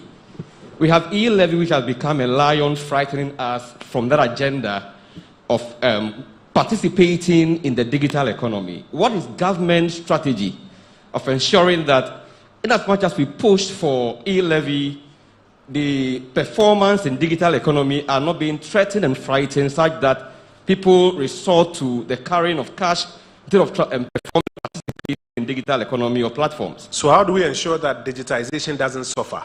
Yes. Let's go to the next question. Key government strategies. Yeah. Second is, it's just a comment that our forefathers made sacrifices in terms of using their blood to buy the freedom we enjoy now in our country. But I want to say that yes, we are being asked to make a token or contribute a token to the development of our country. But I want to say that if we drive on bumpy and pothole-ridden roads such that our women do not get to the hospitals when they have to access health care and they die, we are making our contribution to our country, our sacrifices. When we drive on very dangerous roads that government could take some months or years to correct, and we carry on those things and we don't assess contributions. So somebody says, Sikaya Moja, the token is our blood, we are willing to contribute, but government should come out with key communication mechanisms that we are able to understand that yes, if we pay these monies, this is what it will be we used will for. get this. Thank so you. that we are all able to do so. Thank you. Let's hear from other people. And this forum is one of those engagement and communication platforms. So let's take 3 more. Yes, sir. Introduce yourself to us, sir. Thank you. My name is Kingsley at Teacher B. I'm a broadcast. Kingsley. Yes. Kingsley, your question. Thank you. I'm a broadcast journalist. My question is that prior to the announcement of the E-levy, we have what we call the toll, where drivers pay on the road. Yep. Yeah, so we have now passed the E-levy bill, but the roads, the toll booths are no more working. And so the money that we get from the toll booth is missing. In that sense, the state surface. It's not missing. It's not coming into the national It's not coming, yes, it's not coming. Because before you realize somebody will go the money is missing. It's no more coming. Yeah. And so in the past days or within these days, we heard that even if we don't pay the E-levy, no salary for government workers. Government has not said that. How true is that first? And so what is it that the E-levy is not passed, but we stop the payments of the toll booth? Thank you. Very well. So the question is, why is it that the E-levy has not been passed, but we have stopped collecting toll booths? Toll booth levy, or the road levy at the toll booths. Yes, sir. Two more. Yes, sir. Thank you. My name is Obey Evans. Honorable Finance Minister. Evans. Yes, please. Evans, let's hear you. Yes. For the sake of our locals, I would like to speak away. Please, go ahead. Good. Honorable Finance Minister, I must obey ple nuzozo yoji ye miapa kutrikuku pla babajeje be miase goma batu me vio to suita on hiambe mia dashire E-levy aji afi miao abe miapa to pla la yao kele ngona mia tank plotoa lengo alo le deti no mama mama bia ba afi mia hozia mienya ba bedasia ro mi tonami Yehoja lamaroshi ye miesema ba egayi gadukwa alo miafa taxpayer money oko dashinami yenye wo finance minister ba na kokplodua bada miafa duklola noa dodo do li omi gbamba account alo accountability lenya yo kata gbogboma nyemasa nenye ba de edowo wonwi alo fukpakpa de gadama ye egavo le miafa kofesame yiko hia ba miaji gabubu yata E-levy ya woma pasiwa mia gatanwa asana na kama badu koma view gakpada ngude taflate no ma passe ode leke wano nami abadu me view ne ka do fiafiamba du me view pa va fasa sei blomo le ba o enyama de da kokona yo ha yo majiba E-levy ya no passe ka bon mia da susubu bode ka kpada du koma tonu de ye do fiaba amama kokom tututu na duklola alo mia ngogbono ohiaba mia to ya konye dati to a majiba masa alo mia se yama. Thank you very much. I heard EGA and I heard accountability. Pius, can you help us? Yeah, first commended the minister for the exercise and suggested that we took over from another administration and some comments and promises were made. He wants to find out the monies that were in the coffers, and I'm quoting him literally, the monies that were in the coffers. Is it the case that they have run out and we need now to raise more money for the coffers, and that's why we have to raise the E-levy? And then secondly, what will be the implications for them if the E-levy is not passed, them as citizens, if the E-levy is not passed? And then how is it that government doesn't want to listen to their cry that, well, we understand the situation, but we just don't want to pay. Go and look for another way to raise the money. As for the E-levy, we understand the need for it, but we just do not want to pay. Can we not look at any other option? Thank you. Thank you very much for simplifying. I'll take a final one, and then I'll come for responses. Yes, sir. Please introduce yourself to us. Yeah, my name is Karubin Kofi Ziga. Ziga, let's hear your question. Yeah, my question goes to the finance minister. In his submissions, he says something about burden sharing, the sacrifice and commitment as citizens to help government solve problems. I want to ask that in his budget, he made us understood that the Office of Government Machinery alone is estimated to spend about even the half of the E-levy that he wanted to take from us. If he is asking us as citizens to share the burden and sacrifice to help government, I want to ask, what if he also goes down and cuts down the budget of the government machinery? But that is the free SHS budget, the NAPCO budget. Which of them are you asking him to cut? I am asking him to cut that of the executive. Which the one? Presidency. Because I'm asking him to cut. Take your time. Because the Office of Government Machinery, that's why I'm mentioning the items to you. Yes, please. Free SHS, AIDS Commission. One district, one factory. No, that's the Office of Government Machinery. Yes, and I'm taking one. So just help us. The one that I'm talking of is that of the executive, the presidency. Okay. Which one is that one, by the way? How much is that one? 3.5 billion. No, that's not true. In 2022. No, it's not true. That's the Office of Government Machinery. Yes, please. Made up of free. Please, let's take our time. Yes. This is a town hall meeting.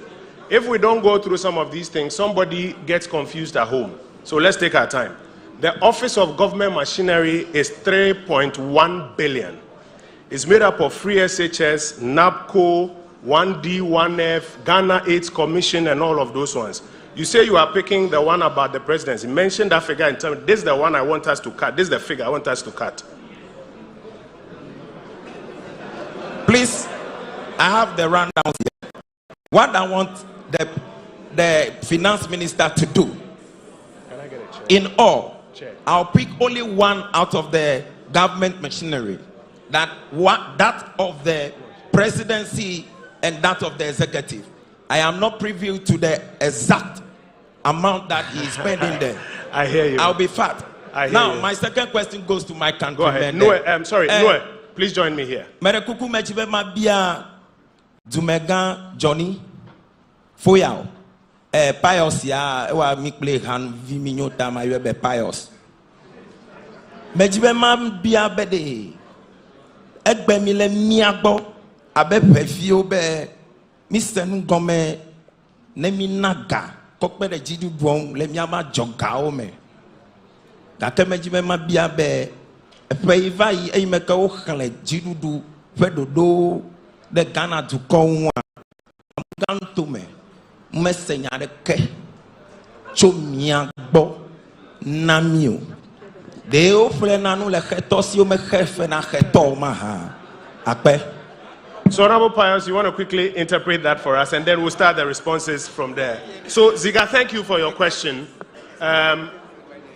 George, from there, we'll move to another side of the auditorium and go around so that more people can ask their question. A quick translation, and then we'll get reactions. Okay, the questioner makes the claim that when the budget, the Jinkwan budget was presented, nothing was said about the Volta region, and he has expressed surprise that Peter and my good self kept quiet. But today we have come to ask them for money. And he wants us to respond to why, when nothing was said about the Volta, we didn't say anything. But that's his question. But that is exactly not even true. That's not true. And I think as we go through the answers, maybe when Minister is done, I will come. JP, okay, please respond to that one. I'll add something to it, then we'll go to the others. This is just to address that. Novinye and Ziga, Nenes do to budget, nu ya ogloa, na kwa Volta region, element, a future. Mana example the Gauko. Ho where the there, nu the car the cowman. Yes, man, nothing me by example, I have Volta region on ye. Me have Eastern Corridor Moya, Ejele budget, Eastern Corridor to Howe. Keteka Moya by the Jogoma, Ejele budget, Howe, there is a new university, Ejele budget, housing project, Ejele budget, Ezegoma, UHAS, Ejele budget, education, technical and vocational education, Ejele budget, housing project, youth resources, Ejele budget, Novinyo, let me bear a whole Aplau road, Ejele budget, Ta Mada Kukube, Volta Regina, a new year, Pole, a pay up a budget, ma. Tafrache, Mianovia on Nibaya, NDCA, Merponu Mao, the motorical budget, Nemiani Corredina, Miadoku, Miakwe, cinema. That Volta region featured deeply in this budget. Minister, I need you to also translate this for me. In addition to what you said, there are 261 districts in Ghana. 18 of those districts, if I'm correct, are from the Volta region. Every one of those 18 districts was budgeted for and is in the budget. Every one of those 18 districts. districts. So if somebody, for political purposes, comes to tell you that Volta region was not included in the budget, it cannot be true. It is not true. Minister Boblombe, Momofia de Kadaka, Alofa Aden, Alofa Verbla de Vodeke, Yele Dukome, Volta, Miatoleme, Omewieni, Ole Miadomi, Afisha Fika Momofia la, O Ngodoyo, Ngobeyi do Womafma, Alebe Suku Ho, Konji Ho, O Tumde, the Persia, the Per, Tanamade, the politista. Over global Volta, comedy la budget amoa, amamoto. Thank you. Minister, I want to come to you for your responses. So, for example, on the question of accountability, there was a question, I think, by Pius that deals with, no, it was done by Evans, and Pius interpreted. It deals with accountability, for example. His supposition, and it's a good opportunity for education, his supposition is that the previous administration left some money in the national kitty. Now that we are asking Ghanaians to pay a new levy, is it because there was some money that is finished that we are asking people to pay a new levy to fill the national kitty? Or is it the case, for example, that the exercise of government expenditure is about daily raising revenue to meet those expenses, and as the needs and the demands grow, we have to raise a lot more money? You may want to do some education on that one for us. I think we've dealt with a claim that the Volta region was not included in the budget. There's another question from Joshua. How do we ensure that digitization does not suffer? Does government have any concrete plans to ensure that digitization does not suffer? And why are toll levies not being collected now, though E-levy has not been approved now? Minister, we're in your hands for this. Thank you very much. Thank you very much indeed for this. And I think that's really the excitement about these town hall meetings, because we can really speak truth to power and sometimes understand sort of the misinformation that we have and why we keep sticking to old arguments even when we have answers to them. And I think that's really important for us to do. And it's also quite disturbing for me when I hear our university graduates who sometimes will not research and read themselves to debunk things, because that's why we send them to school, not to stick to ideology, but to stick to truth. And the way I grew up in the village, came out, got lucky to be where I am, I do respect research and to be able to debunk things.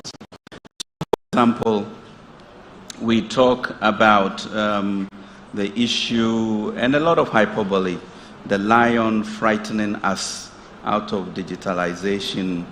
And the question becomes, if you are a government or a finance minister, you see an area of business increase from 78 billion to almost $1 trillion, and you sit back and say, I won't touch it. And that is where the direction of the country is going, or e-commerce is going. So we talk about digitalizing our economy, and the speculation is that the benefits of Momo transfers are so minimal that people will start carrying sacks of money to go back to the lorry station to send somebody to go to. We know that is not true. Besides, we can have a policy which I hope we will do so, which will say that we are going to have a cashless economy, maybe in 3 years or in 5 years. And what does that mean? Meaning there will be no paper for you to use, because everything will be on your phone, etc., etc. It doesn't mean that you move away from digitalization. You are accelerating it because it's more efficient. I can find your grandma and send her money, etc. So let's not speculate about the future in a way that stops us from facing the realities of where we are going. What we are doing is bringing everybody into this water hose so that everybody contributes and we move forward as one nation. And that's what we should. So you shouldn't be the lion frightening us from the future. Then we talk about E-levy and tolls. You know, the challenge really is, we passed the appropriation very quickly because there was an absolute belief in the direction that we're going. And then the politics came to stall the issue of the revenue measure, which is E-levy. And therefore, the issue of the tolls being disbanded, have then become a chain around our necks. But beyond that, that's something that you see physically. I'm telling you that because of what we are doing, now our access to the international markets, it's being curtailed to a certain degree, and even when we go, we are now going to pay $500 million over 10 years if I were to issue a billion CD paper. And that is significant. That we can allow our MPs not to vote for. Then you look at the issue of unemployment, and you should be concerned about that. How is that going to be paid? And it's not because we came and met some money that we have expended, but the issue of taxes, just as you get paid every month, so that you can pay for your needs, is what we also are doing. So yes, there's a new tax handle that I believe we should embrace to be able to go forward, take advantage of it, and then get away from the dangerous roads that you talked about. But I think government accountability is a very serious issue. And that is where we should compel ourselves as government, to identify things we want to do with the E-levy, to ensure that we have quarterly reports so that the nation can see, and we change our habits in the way we account. But I think the most significant thing is the issue also of being protectors of the public purse. The leakages that we see are done by you and I. It's not some foreign, army that comes in to steal our money. What we don't do at GRA, the waste we have in our offices, how we work less hours than we should. So this national conversation of trying to understand our share in where we are and where we need to move forward. So yes, we continue to raise money.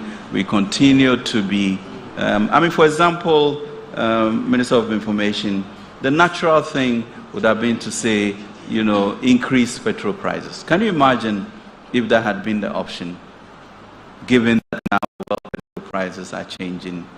And then you see an obvious, or maybe not so obvious, opportunity which embraces everybody, and you say, I won't listen, I won't do it because I just don't want to do it.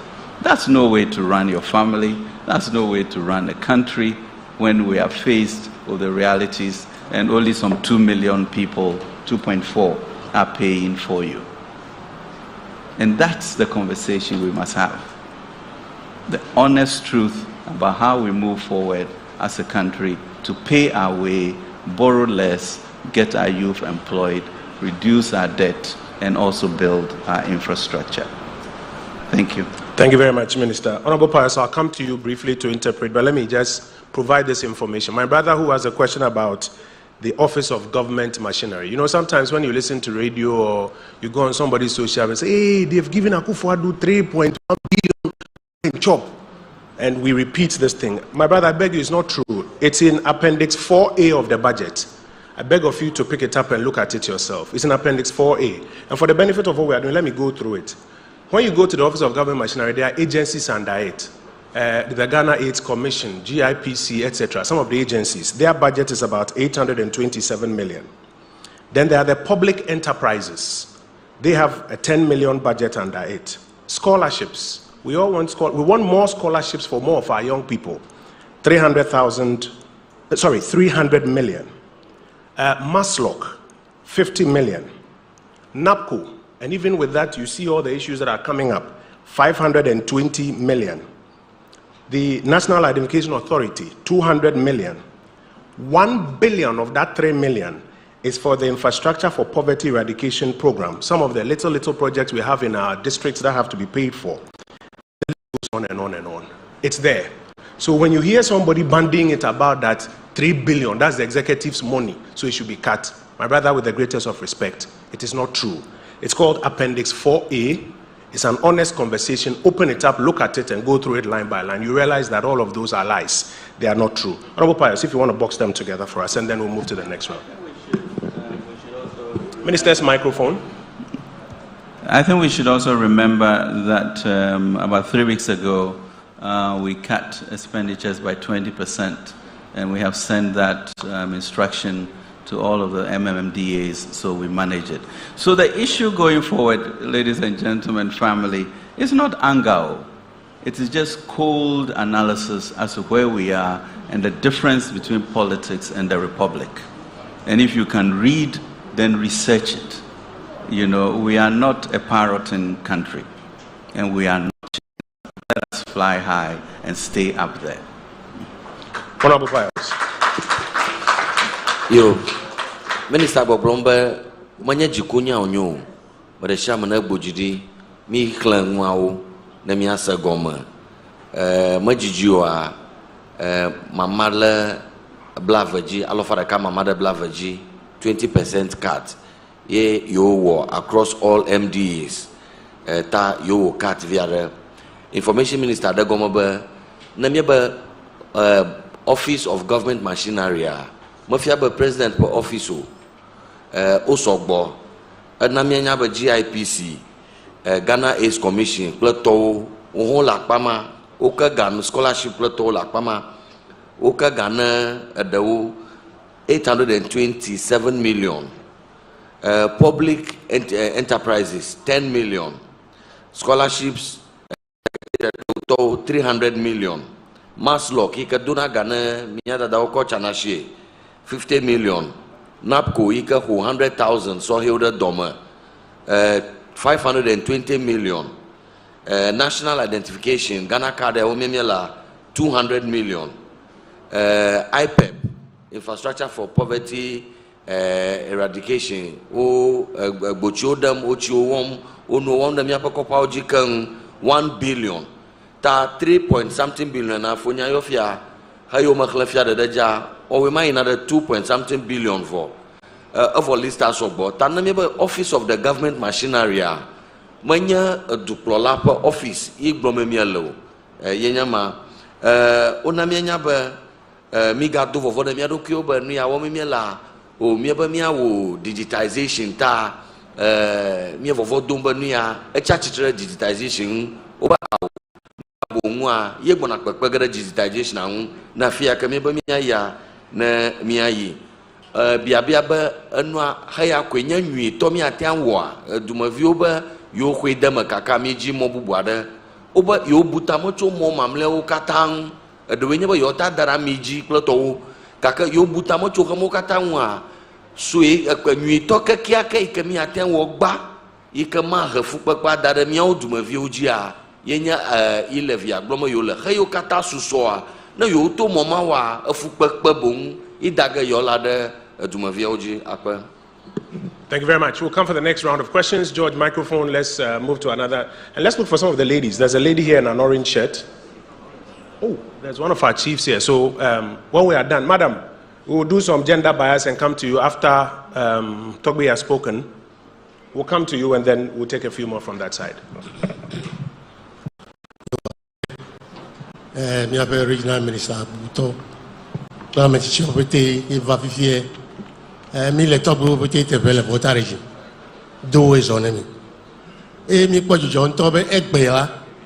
Miabe vieux ou la miwe me viva. Apeto que dido John play John.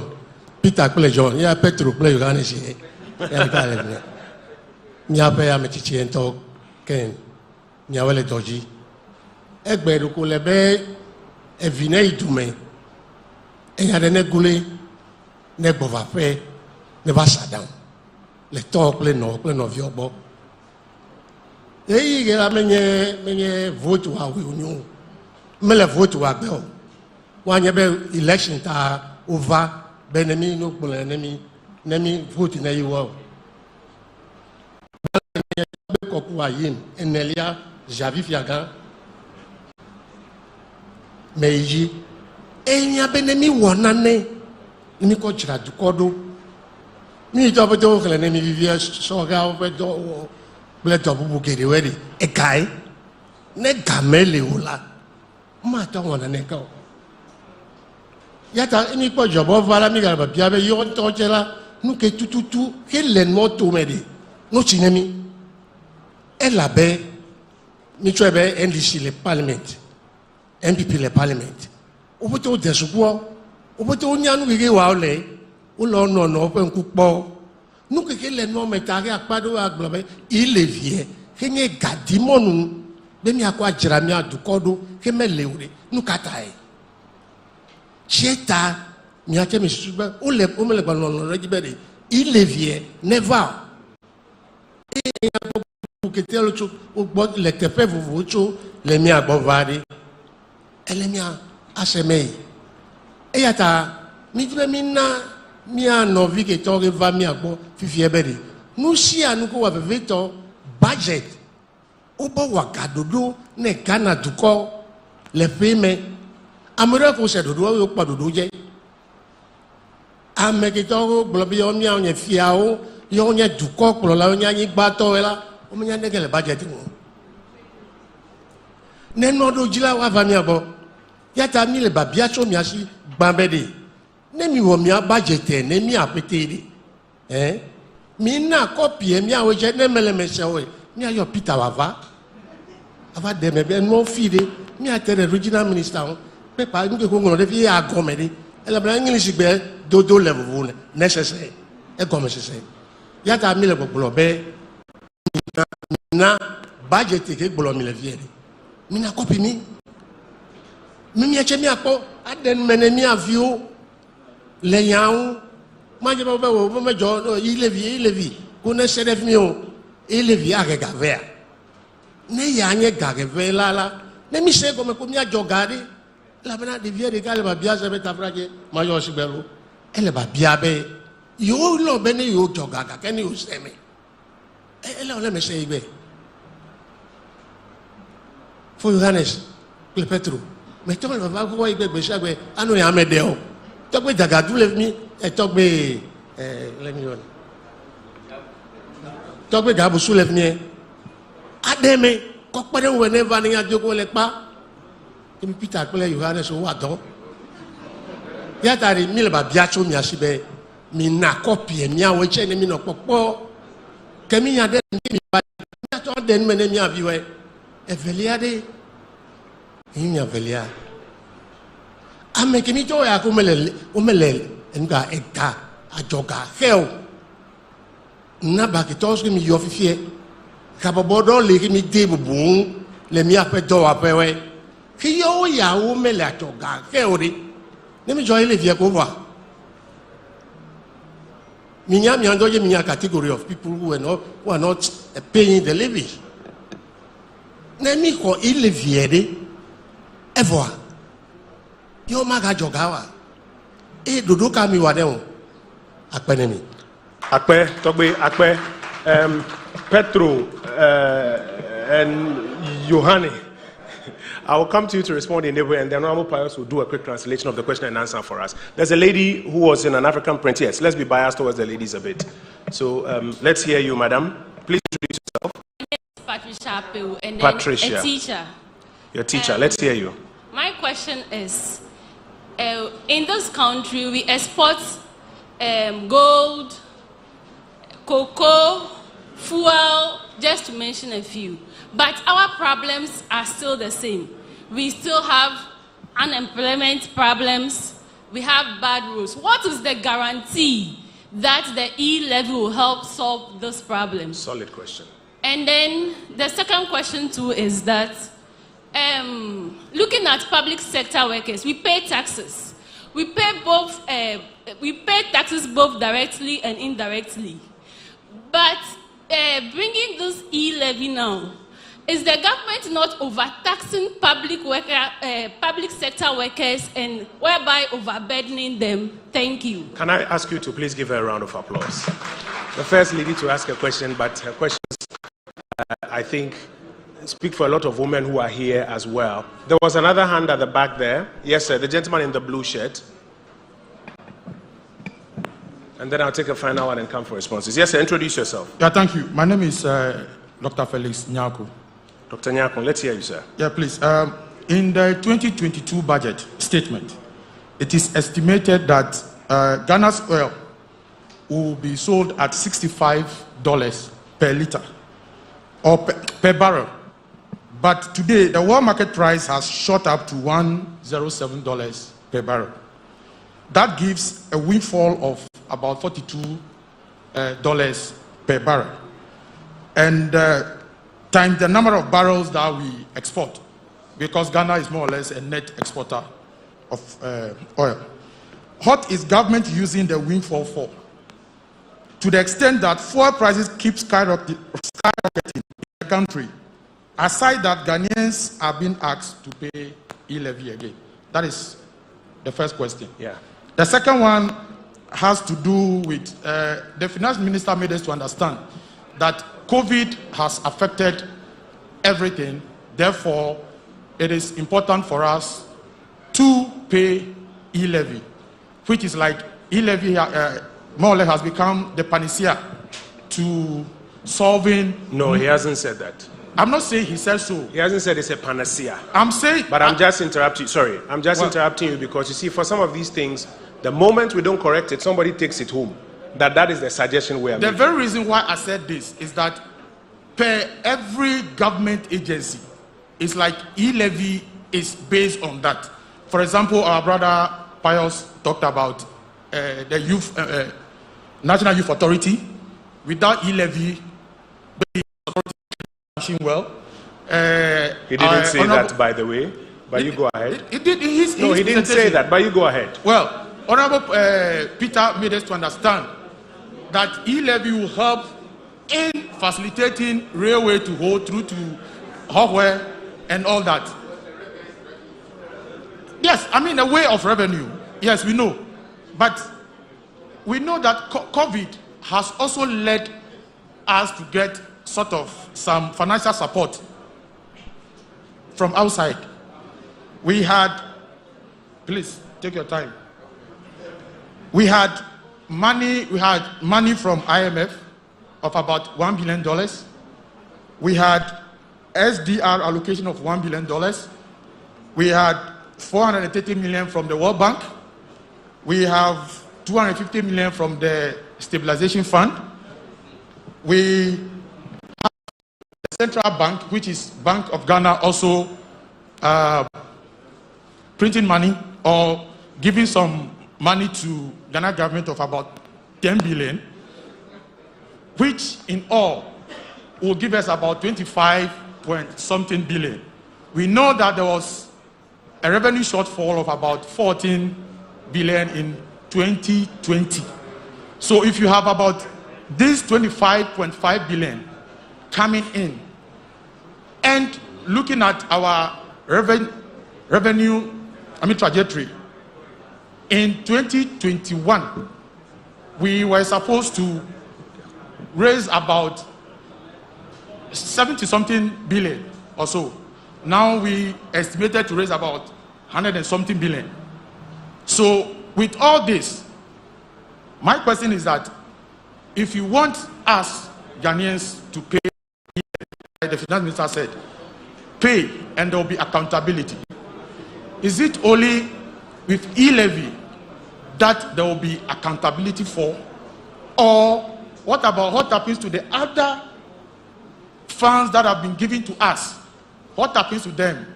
Will there be accountability on them? Solid question. Thank you. Thank you very much. Thank you very much. And then we'll take one final question. And as you are going there, Dr. Nyako, you see your first question, you premised it on the assumption that Ghana is a net exporter. We have to ask ourselves a first question. Is it true that Ghana is a net exporter? Or is Ghana rather a net importer? I'll let the people with the data speak to it. But I like the fact that you put that in there, that your assumption is that Ghana is a net exporter. And if indeed Ghana is a net exporter, then we should gain rather than lose. The reverse is true, that if Ghana is actually a net importer, then we'll lose rather than gain. leaders deal with it. Also, just a quick one. You see, this IMF and the SDR you talk about is double counting. It's actually the same thing. So, first of all, we have to see all this calculation you have done. If it's true that it's 25, or actually if you've double counted some of them. But I just wanted to lay those ones down. I'll let the team respond to that one. Then your other question is that, how about, but I think your actual question is, how about accountability for all of those? Are there mechanisms for accounting for all of those? Minister will respond to those. Let's take a final question here. There's another lady. And then My I'll come name for is Mama Gan Toleipwe the Fifth. Mama Gan. The paramount queen mother of the traditional area and the president for Volta Queens. Where's Mama Gan? Yo, akpe. Madibe mabia no question devek beme. E-levy. Mile blo le yovo beme, alo English beme. Kake nyo nu yuwe de na sime. He hona microfinance loans o. Ele mile me de na we. Podon me amieva doga 1,500 cedis. O charge play interest. Yo ko gane the mobile money. Yo ko ga na transfer ga le mobile money. Akodo da pasa. Beno flebli nine. Because Martin ko ga da si e mo menyo chole peve ipasa otalaje beno transfer ga. Na mezi gwa amro besi wa for eleti le moji. Ye o transfer ga. Ye mi gadeleme. De menye double taxation de mi wa. Nyo velia nyebe asimenyo nu yome de sukuo. Home le yovo gbiye me E-levy me se ode. Leke milenya me de na odipe wa aseme. Be ejebe ne yoke E-levy. De ga ho vado ho tax le si ho he charge. Thank you very much, Mamaga. Mamaga, I had double taxation somewhere there. So, Honorable Pius, here's what we'll do. Oops.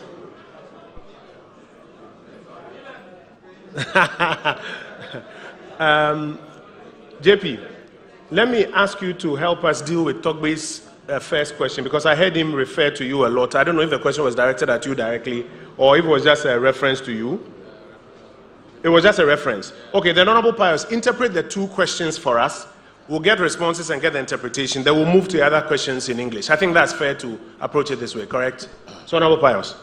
Mama's question, Mama uses the Maslow analogy. How are we interpreting this E-levy to a market woman who goes to borrow Maslow?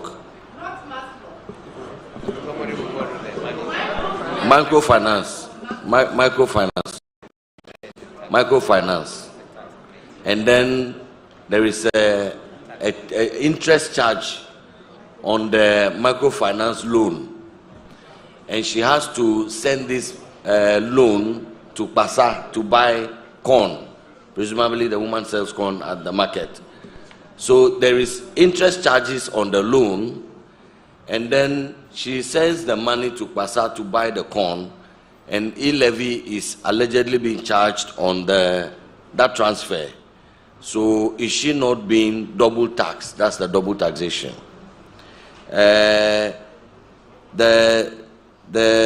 first question, okay, so please let me deal with that one even before I invite others. Okay. So the question is that if you borrow money from a financial institution, microfinance, bank, wherever, and you use that money to do a transaction, and that transaction is taxable, does the taxation of that transaction, in addition to the interest that you pay from the financial institution, not amount to double taxation? Am I correct? Okay. So when you take a loan from a bank and you buy a good that is, let's say, VAT applicable, you will pay VAT on it.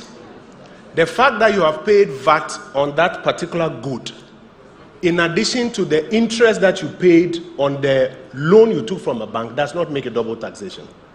If you take a loan from a financial institution and you are to buy, for example, fuel, and there is a levy on fuel, the fact that you have borrowed money from a financial institution for the purposes of your business, and your business requires fuel, and you have bought fuel with it, and the fuel has attracted some levy, Mamaga, with great respect, does not amount to double taxation. That's how it is of this value chain of transactions. So if you can do that explanation. Yo, Akbar, over yo de kuku na evadoga afisha fi kana duile banko microfinance ye o the interest deji interest yo de deme deji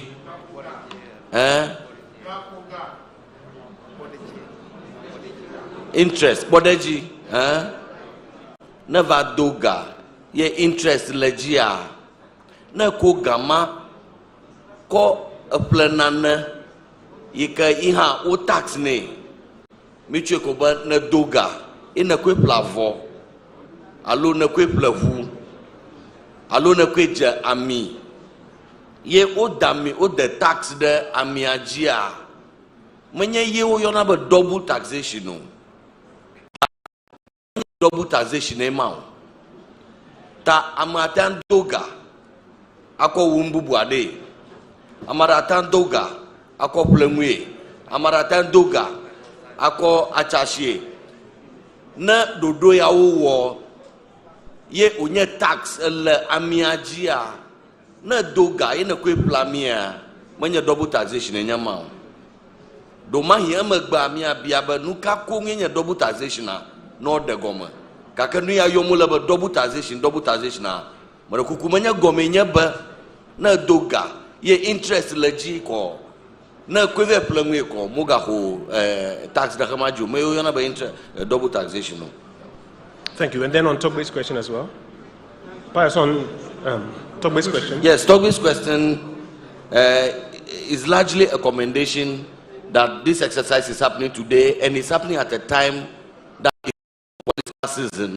So we probably are not here to do this exercise in the view of the fact that we are seeking for votes. So he is happy that this is happening, and he's also happy that John Peter and myself are here, and the Volta region is also heavily represented around the table. However, he wants chiefs to be considered in government communications, especially around the budget. Copies of the budget should be made available to the chiefs, and they are the custodians of the land, and they are the first points of contact between the people and the government. And so they are advocating that they should be factored in the budget itself, and beyond that, they should be looped into the communications around the budget. I want the regional minister to make a quick comment, and then maybe JP first before regional minister, because I know some work is already ongoing. JP. Just to also ask that Togwe also wanted to know that there are parties in parliament. Why the other side in parliament, let me say my very good friends, the NDC, are not accepting the E-levy. There are MPP people also in parliament. Togwe believes that we need money for development, and there is no doubt about that. But why, can we explain to him why the other members in parliament are not accepting that? Togwe, I think on this table, we are 2 members of parliament, and I'm one of them. Mianovi awe, bere miaun le parliament. Alo ya wenye NDC towa. Ta o le gbogbombe E-levy amenyo enye be gban. Obe yo ho esebe E-levy a ana hefu pepe vena Ghana view enye gbanto evele enye be mi ho ga ha ma ton account alo azangade nono menwe adekemo oga ijibe mi edo ga sobo eye me ko ga ko wona de ke yo le popo mu ke susu yauta yo me dibe Ghana vigigio ne wa pefu be mi aga ko ajoga bubu ko pedo wu susu yau e ata mi anovi NDC to obe aw ajoga yo ma ho ka ke no vi nyeo enya ya glomia no vi o lele so kweta gbogbo ma menye anikwade onye o alaka Elle avait miape finance minister. Allo ame akona miape ganya ogboa. Efere siada. Leka ozana ega. O bugbona vana parliament. Departmental agencies o tona ganya o klo. Eye leka ozaga o glona now. Lenyegboa susu ya ta o karejibe E-levy ma yiwe nyebe o le susumbe nenyebe MPP government ko gaya mia zende no menwe ademe mia ga o development project o 2024 election a donwe ya mi lo ogbeple gata du comme vio ava dakonami be du comme vio me ga dakonami ota yo anabe du comme vio me ga gao kakele nyegboa nenyebe mia no vio le Ghana elle va n'avoir de vieux ni que Gabon ne du comme nous ta frère 2024 me kanya be miami bonafi nogelo allo MPP NDC to bonafi manyoge ne gava ne yo ha ova o ma ko polo du ko wa kaka wo susu be mia va za ganwe ne ngogbe yi na vana Ghana viewer susu yata obe E-levy menyu akpanami. Thank you. Regional Minister, the top-up comment on engagement with chiefs, etc., as Togbe mentioned. Yeah, Togbe, Mediwema Aglo, last Friday, the Regional House of Chiefs over Takwekwe Menofuma, Mediwema Aglobe, President Akufo-Addo, and Nabe Mia government representatives. Let me have regular interaction with the Volta Regional House of Chiefs. Let me know a moment to play a fiao. So we have had two very important meetings so far, one in Ho and one in Sokakope, where we met the standing committee of the regional house. And we're working very closely with the president of the house, Togbe Teprehodo IV, Togbe Patamia, and all the other standing committee members. And we discussed government policies. In fact, the last meeting we had lasted for about 3 days, and the Minister for Finance was with us. National Security Minister, Local Government Minister, myself, Information Minister, the Railway Development Minister, former Minister for Chieftaincy and CEO of Bui Power, Honorable Kofi Jamesi, was with us. So we've had Ms. Elizabeth Ohini also with us at one time. So this is a regular forum that the President has directed that the government engages with the chiefs of the Volta region to address very pertinent issues, developmental issues, the people of the Volta region. And it's going on very well. And I'm sure the President briefed the House at your meeting last Friday. And so the LFVD engage a fiao because a jirudu pobe a fiao levivide ta wocho le mi agbola waga iriji mbubu. So enye nane sike mi dobe nemi wo edu prola edo wanamai mi dak pebe. The leadership of the Volta Regional House of Chiefs, they are cooperating with us and they understand what we are doing, and we are on the same page. And there's actually nothing that goes on in government that I don't share with the President of the House, just to keep them along with us. So, thank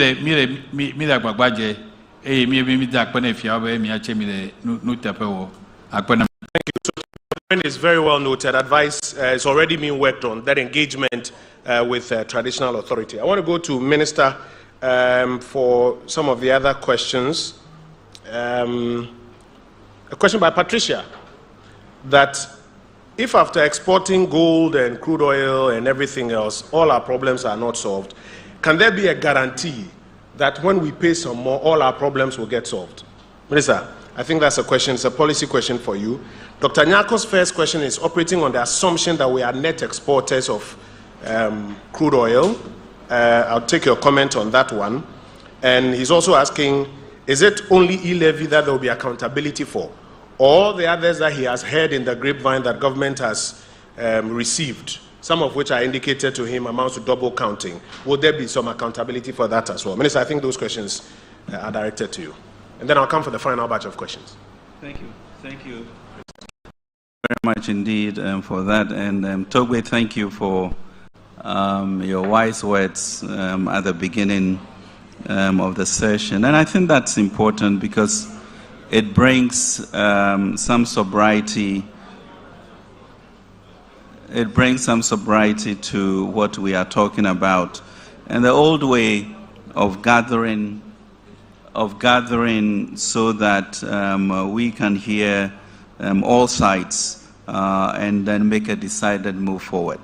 But I think essentially what Tobe was saying in my mind was that yes, we need to educate ourselves about policies before we speak, and that he is asking why things that may improve, the things that we have talked about, employment, etc., why any honorable MP voted, and therefore the issue of ring fencing the republic versus politics becomes very important for the sustainability of the state. Patricia talked about all that we export and then continuing unemployment and therefore what is new. Patricia, I think what we all should realize is that we have been running a budget deficit for a long time, which means that we are spending more than we are raising in revenue. And as I mentioned before, of all the public sector workers put together, that consumes close to 56% of the revenue we raise. So if you take that out, you are left to 44%. We need to pay for our interest, for the debt, and then when you also add infrastructure and co, you clearly are beyond what we do. But any nation, borrows to support its development, and we want to shift that burden more onto ourselves than to outsiders. And will that then lead to hopefully looking to cure the issue of unemployment, etc.? That really is the objective of what we are doing with each budget that we start with. I think you would realize yourself that since we came, we've gone through some bumps here and there, but clearly in terms of bringing nurses and teachers back on the payroll, we've been able to do that. In terms of increasing the number of our kids who are now in senior high school, we've been able to do that. I think the issue of accountability is what we all should be talking about, and how we make sure E-levy and beyond we account to the people. But really, the truth of the matter of whether we are feeling a lot more entitled than what it is we have, whether we are not recognizing enough what government is doing, what we want to do as a nation to keep our head up in terms of burden sharing, that we cannot continue 2.4 million people, only being responsible for our taxes. And if we just even come to localize it in our region here, you see a population of 5.6% of the country, contributing 0.11% of the taxes. So all of those need conversation, discussion, so that we can raise the resources that we need and continue to move forward. Are we overtaxing public sector workers? I believe by the time we finish with E-levy, everybody will be taxed, and everybody will then be contributing, and that will be a question of the past, and hope that with entrepreneurship there will be other jobs than the public sector to do. I think the issue, Dr. Nyako, of I think that in the face of it, you see Ghana exporting maybe some 4 billion worth of petroleum products maybe last year, and importing about 2.7 billion of that, which seems to suggest that there's a net exporter for that. But we now need to take out the portion that Ghana really earns. You know, the tallows, etc., are part of the 3.9 billion, and we will not be in the statistical solution equivalent that you are talking about. COVID, I mean, the issue, I mean, you enumerated a number of things with regards to the $1 billion from the IMF, the SDR grant, the 10 billion that we got from Bank of Ghana, which is borrowed money we have to pay back for it, the 430 billion loan from the World Bank, etc.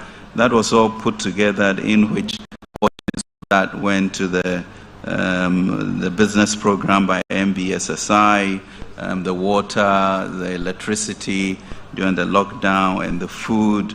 And given the depressing nature and quickness of the loss in revenue, how we needed that to move, to be able to sustain ourselves, that in all of Africa where there was a negative growth, Ghana was able to get 0.4% growth, and therefore climbing out of that recession a lot faster than other people on the continent. You know, but we are clearly not out of the woods. As the Minister of Information mentioned, now we have, you know, a cacophony of issues that are going to impact us going forward.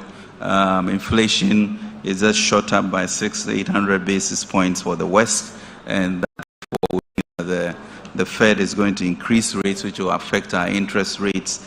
Global supply chains have changed, more expensive. Therefore, we are importing. Inflation, fuel prices will go up, and of course, we are quickly trying to calculate whether we'll be net gainers of that or not, depending on our portion of the oil that we support. Accountability, I think E-levy will be helpful in doing that, and it has to impact all of those things. And I did mention when the Irish economy also came to a standstill, and then they began national conversations of this nature for everybody to recognize the predicament that we are in and how to move forward. So from a 15-16% inflation, which was ravaging them, to GDP ratio of 115%, we are at about 78% or so. They were able to halt that through conversations with labor, faith-based organizations, and program a way in which wages are increased, productivity levels are done, everybody is taxed, and within short order, they were doing 9%, 10% in terms of growth, so that productivity and youth employment increase. And I think we've come to a point such as this, as Togbe was referencing, for us to be knowledgeable about where we are and to be clear on the vision of who a people we are, manifest destiny for greatness, and to be able to burden share so that we can move forward to create this nation that we want. But I think we also need to be really good about understanding, you know, what our politics is and what the republic is, and accountability by government, so that we can all contribute and move the nation forward. And thank you very much. Thank you very much. Thank you very much. We're gradually coming to the end of our conversation. I'm going to come around for the last batch of questions. This time I'll expand the pool and take 6 as we wrap up. I just want to hit on 2 things that Minister mentioned. George, please hold on, just so that we don't get distracted. Dr. Nyakun, so Minister, you know he's a gentleman, so he quotes his words nicely. But I want to hit it directly. What Minister is saying is that when you see total volume or total proceeds from exports from Republic of Ghana, not all of it is for Ghana.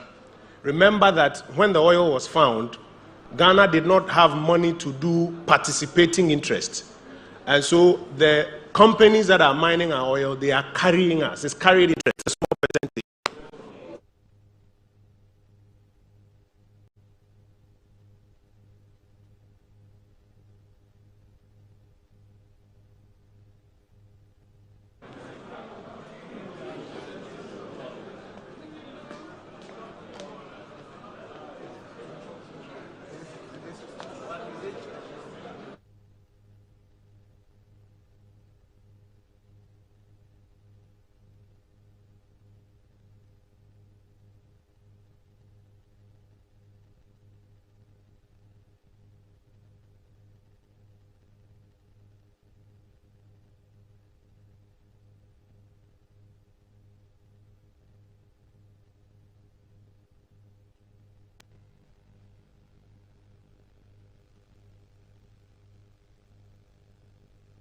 the companies that are drilling the actual oil. So we have a carried interest, which is very small, and then they pay some taxes. So actually, what comes to Ghana is our operating interest. We have it. That compared to all the finished products that we import does not make us a net exporter. That's what Minister is saying. The second question of accountability. If anybody tells you that government has not accounted for and must therefore come and account for some of these funds that you mentioned, it is not true. You see, sometimes because of our politics, people throw sensational things into the ecosystem. First of all, the budget is an accountability document. The first thing you see in the budget is accounting for everything that happened in the previous year. So every fund that was made available to government in the previous year is accounted for in the budget. Second, there's a level of accountability that the Auditor General brings to bear. The Auditor General will now come and look through and find out if these funds were used in accordance with the public financial management act, the purposes for which they were voted. That's a second level of accountability. Unless something has or something untoward has happened, you will find that the Auditor General will also further pass it. Then there's a third level, special reports. So, for example, petroleum revenue. The law requires you to go and make a special report. In addition to the budget reporting and Auditor General, the law requires you to make a report to Parliament, and PIAC will also make a report to Parliament. Also, under special reports, sometimes depending on the nature of the fund, like a World Bank vote to support COVID, you have to prepare a special report on all that you used it for. It cannot be that government will take all of these monies and refuse to report on all of these matters. You will find that all of these reports are available. And that's why sometimes when somebody raises something, I say mention the thing, because it's an honest conversation. Read it, mention it, and let's go through it. So my brother, that again is not correct. We'll come back for the final batch of questions. I'll take 6 this time. Be very quick so that we can hear more people and wrap up. Yes. Minister of Finance wants to make a quick comment, and then Madam, I'll come to you. Right. A quick one. This is for Dr. Nyako. I did mention that if you look at the exports of 3.9 billion and then imports of 2.7 billion, that seems to suggest a net benefit to us.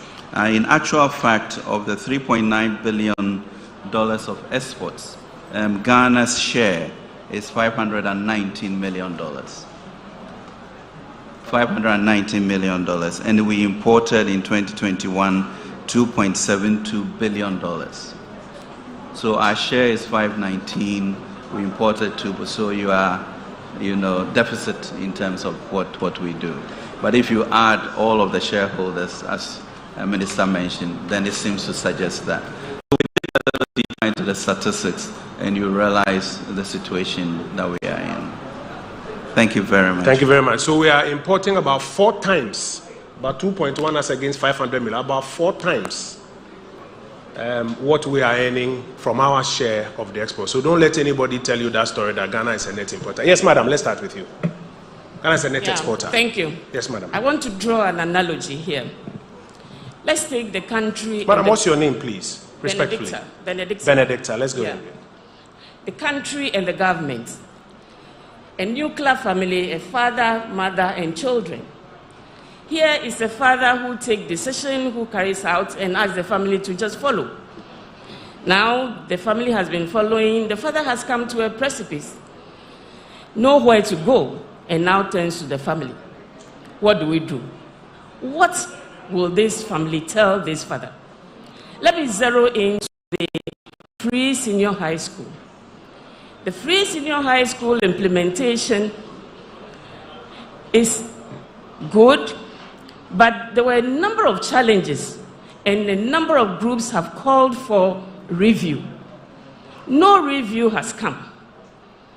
Now, the government now turns to the citizen that I need more money to carry on this free SHS. What will the citizens do? They will not take it lightly. And so acting for E-levy so that all other things can be done, I think it's a bit difficult. If the free SHS is reviewed, then much of the E-levy will be managed to take care of it. But without the review, I think the citizens had hit. That is my view. Thank you. Thank you, Benedicta. Benedicta's point is that government should consider a review of some of its programs. So that is Benedicta's suggestion. Can we take a few more? Yes. Thank you. Please introduce yourself and let's be quick, sir. Yes, my name is Vincent Hodoli Kojo Togodo Makpa, aka Nyabia Banto in Honorable Peter Jean-Pierre Amau, Honorable Pius Ajida. About in the Votarigina, Votarina Minister. Majima Biaba COVID de Agalia. Nayaba COVID litutua. Like Taflache, I feel Clomi Cotteroa, Rokovajana Yabaka, Tina Paomian, Lafia, Nakuma Bakatala, Madame Yagio, Tamia the Cuckoo, no Jibo or Ronu Toko, no Ronu To Nami, Majiba Mabiaba, Mafoncho, a Gado Donchi, Lagado Doa, Odoga, about Michoko, a former toilet, Jimmy Gara Deliam. On need to dofia. Or are you a Ghana Gamanami? Nyakatan, Nyatansa Gomo. Upon no guy or a dollar, Manama. Arafuna, Nyadadao, Nyamarola, a Ducom. Coba COVID diva. Nyaba COVID la, Nyakarajiba, Nyakataminya. Ita Nyeko, a mo vo, Kochora, Unkumado. Kakama Glover.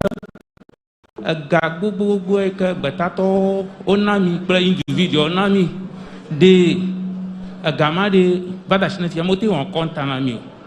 Ohonyaba E-levy, Coco. Excuse me. Onyaba E-levy, Coco, Yoho. Afiatandre du Coronamia. Miamado, Aromiama Marola, a Hoshima, Platomo, Odomaro, Miba, any year.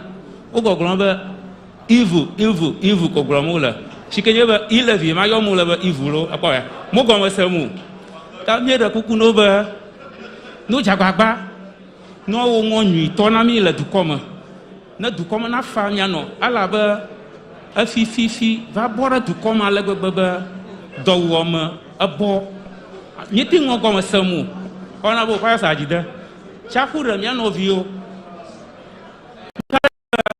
Can you wind down for me so that I move to others? Because I'm told it's been asked and answered already. I beg you, 30 seconds. 30 seconds. Chapura miano vio. Kaka mieja ba nolao na mietingo plo. Nyacha baleka ko miecha amachichao over unfo na mifiana. Mietingo chenya miano no. Aida afuata ba che miano vio. Oh, chapura nka yo ta wanami. Miete wona na fa ngodo motoreko. Kaka vi fila fiela. Grateful to you. Let's hear some of those who are behind you. So we'll take a note of that. Let's hear some of those who are there. We've got four more persons to take. Yes, sir. Good afternoon. I'm yes, sir. Joshua Ayayi. What's your name, sir? Joshua Ayayi. Joshua, please make it snappy so that we can hear more people. Okay, so when Honorable Minister of Finance was speaking, he just posted Momo and then e-commerce. But e-commerce, we know, is money going to buying and selling, right? And it's transacted electronically. Momo is transferring of funds electronically. So what are we taxing? Momo or e-commerce? The second thing I want to say is I am part of a youth network, Home Municipal Youth Network, and we are willing to engage with government at the local, the regional, and the national levels. We have a national youth network. We have youth networks formed across all the regions. And if you want to come back to Pale, really listen to the position of the youth on these matters, we are ready and willing to engage with you. If you think we do not have the requisite skills to engage with you on the level, teach us. We are willing to learn. We will learn and come back, engage on critical issues, analysis, and then bring back things For example, looking at the UK digital tax, targeting companies that are giving revenue above a certain threshold and taxing them, instead of placing a blanket tax on everybody, which makes it difficult for people to move from the underserved stage to the privileged stage. Thank you. Thank you very much. Noah, please make a note and you respond to this e-commerce and Momo and UK digital tax matter for me. We're going to take three more. Please make it snappy for us. Yes, sir. Yeah. Please, my name is Vitalis Geraldo. I wanted to ask, what is government doing to help our small-scale farmers and traders and entrepreneurs? We have a big man-made lake here in Ghana, the biggest in the world. Small-scale farmers, entrepreneurs, and... Yeah, and traders. And traders. Yeah. Okay, thank you. So we have the biggest man-made lake in the world. When I look on Google Maps, you only see some small, hatcheries on the lake. The rest of the lake is just empty. We recently started digging, ponds to produce more fish. Now, back to the farmers. One farmer recently lamented to me that he had 30 acres of farm, and he couldn't finance the whole thing, and all his crops died. So I need to ask government if they can give special loans to farmers, so that in turn, those same crops can help, feed. So, Minister, I guess the question is, how do some of the things we are talking about funnel into the government intervention programs that help farmers, traders, entrepreneurs, etc., etc.? How do these programs funnel into it? NYA, etc., how do they funnel? And finally, I want to suggest if we can use the whole airport as a cargo hub in order to export food to the outside countries so that we can make more money for our government. Thank you very much. Thank you very much. That's a suggestion. We'll take two more and wrap up. Two more. Are there any ladies? We are biased towards ladies. Lady here. So, George, wait. Take just one gentleman and then we'll give the final word to the lady. Yes, sir. Let's be quick. Thank you, Honorable Minister. My name is Aklama. Aklama. Please go ahead. So my genuine worry about the E-levy is the fact that it taxes transfers. And we are worried about the rising inflation on both food and non-inflation, not food sides. Food and non-food inflation are both rising, and that's a concern for the economy. If we are taxing transfers, are we not further reducing people's purchasing power? Should purchasing power be going down? Are we not inadvertently telling industry to produce less because demand will definitely fall? Should demand be falling and supply is less, people are going to be laying off people. So would the transfer, the E-levy rather not be retrogressive rather than progressive? That's the first one. Quickly. The second question is, we've time and again heard to the fact that about 2.4 million Ghanaians are the only people paying taxes. Who are paying direct taxes? Okay. Most often than not, the direct is not added. No, it's added. I have added it like twice today, and just when you said it, I added it again. Well, I've heard the Honorable Finance Minister mention it without adding the direct. Well, that's why I'm correcting, even when you mentioned that's clarified. It. I'm grateful. Thank you. Direct taxes. Thank you very much. So there's a question about the reduction of purchasing power. And in a time like this, what does taxation do to the reduction of purchasing power and all the analysis? No. So I'll come to you on that one, and then the question on Momo and e-commerce and the digital tax from the UK. Please note those ones for me. Minister will tell us about how all of these interventions funnel into government intervention programs like what the NYA is doing and other agencies are doing. Madam, we'll give you the final word. Please introduce yourself to us.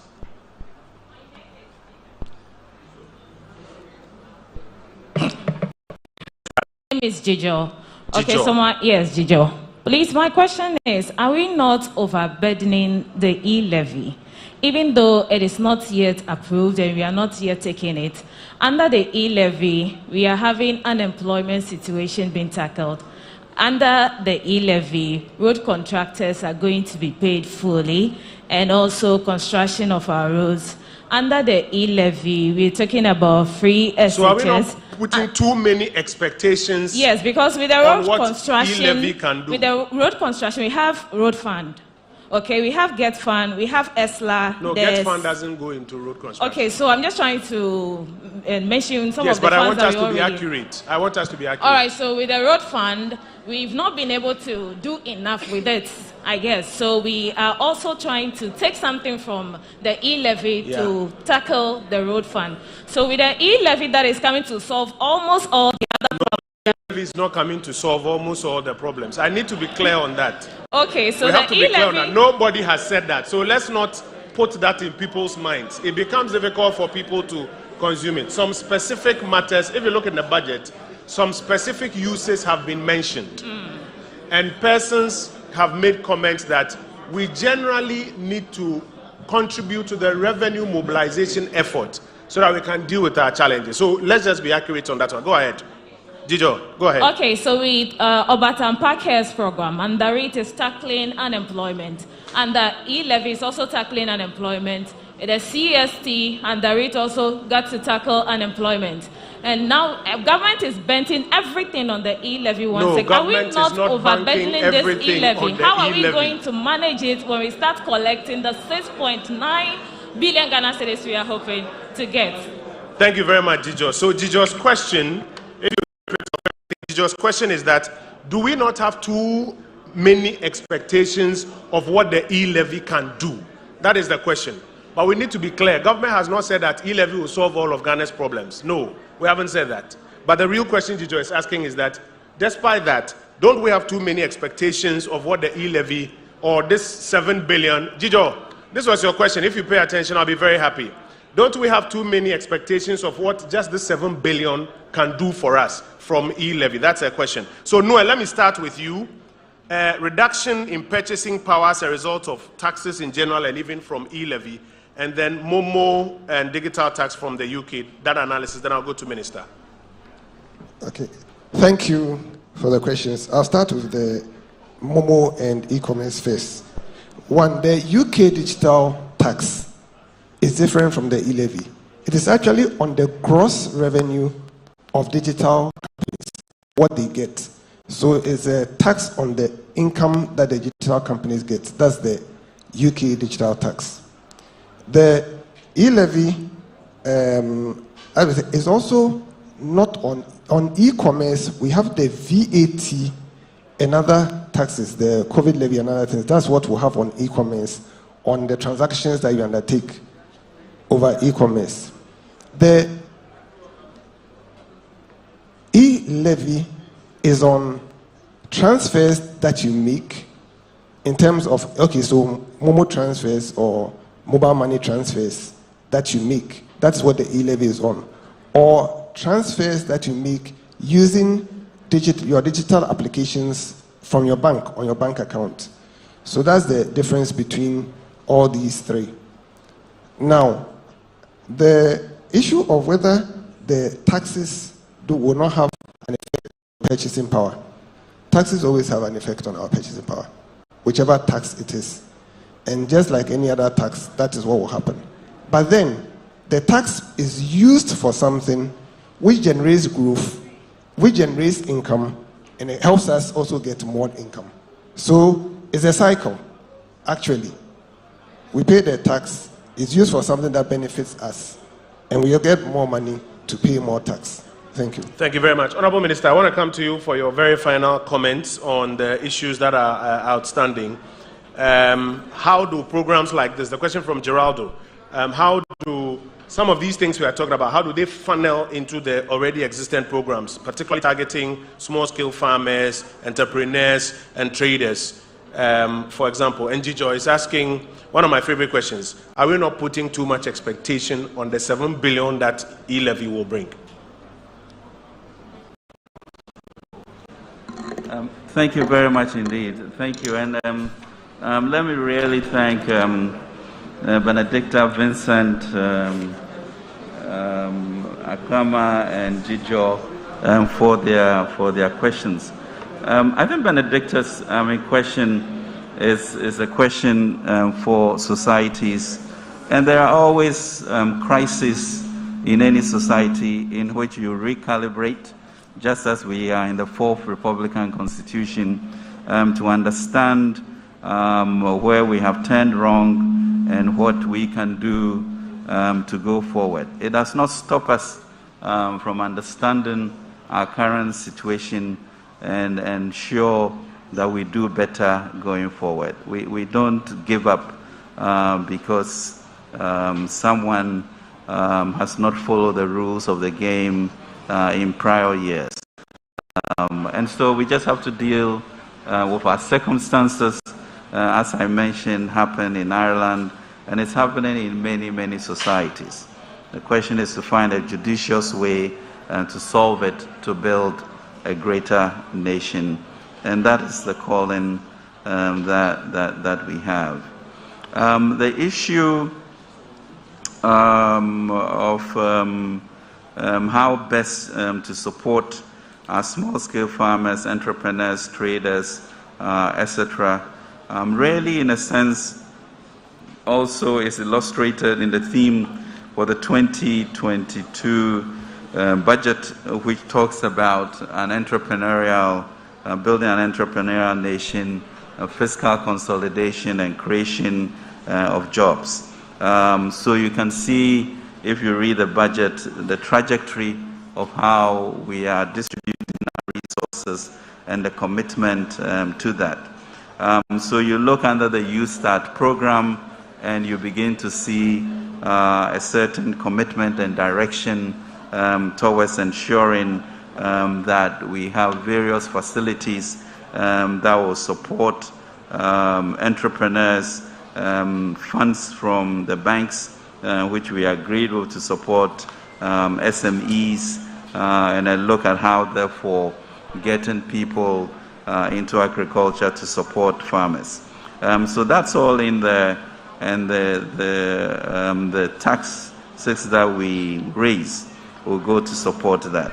The truth of the matter is that the E-levy is maybe under 10% of the 80 billion that we are expecting GRA to contribute this year, which is almost 40% increase from last year. But you can't, as I keep saying, despise small beginnings. It is these changes that lead to phenomenal transformation of our country, as you realize that the world is also moving in a direction that is more electronic.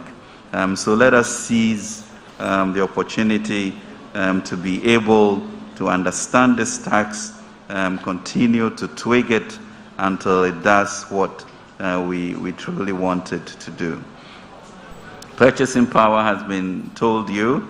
Nobody likes paying taxes, that is true.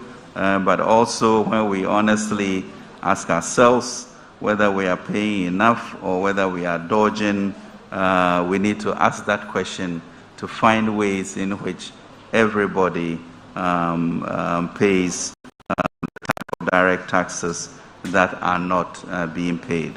And I think that's important for the issue of fairness and equity and a shared burden that we go on with.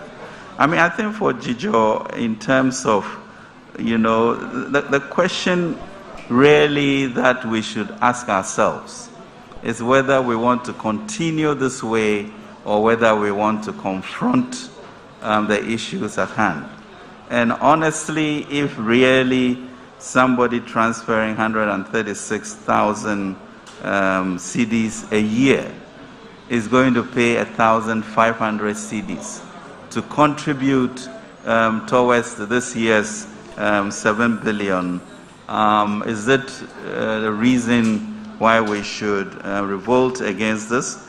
Or is it an opportunity to say this is a new way for us to burden share the society to move forward? Because this then becomes institutionalized for all governments to be able to use, to get through these major hurdles of debt sustainability, ensuring that we deal with the unemployment, and also ensuring that our infrastructure needs, are tackled. And really, money is fungible, so it goes into the kitty and then we begin to use it. But let's not really use these excuses as a way not to confront the problem and find a way to solve it. And I think we have the capacity as a nation to do that. And things are going to be difficult with the war that we're experiencing, with inflation around the world, with the things that we need as a people to progress and to give the appropriate tools for the generation of 11 million youth that we are talking about. So it calls for some very sober discussions of our role in nation building, and whether we can hold buckets and dodge it, or whether we can all be in this water hose and strive to keep our black star shining. So I truly, truly want to thank you for this opportunity and for this dialogue, because it's important.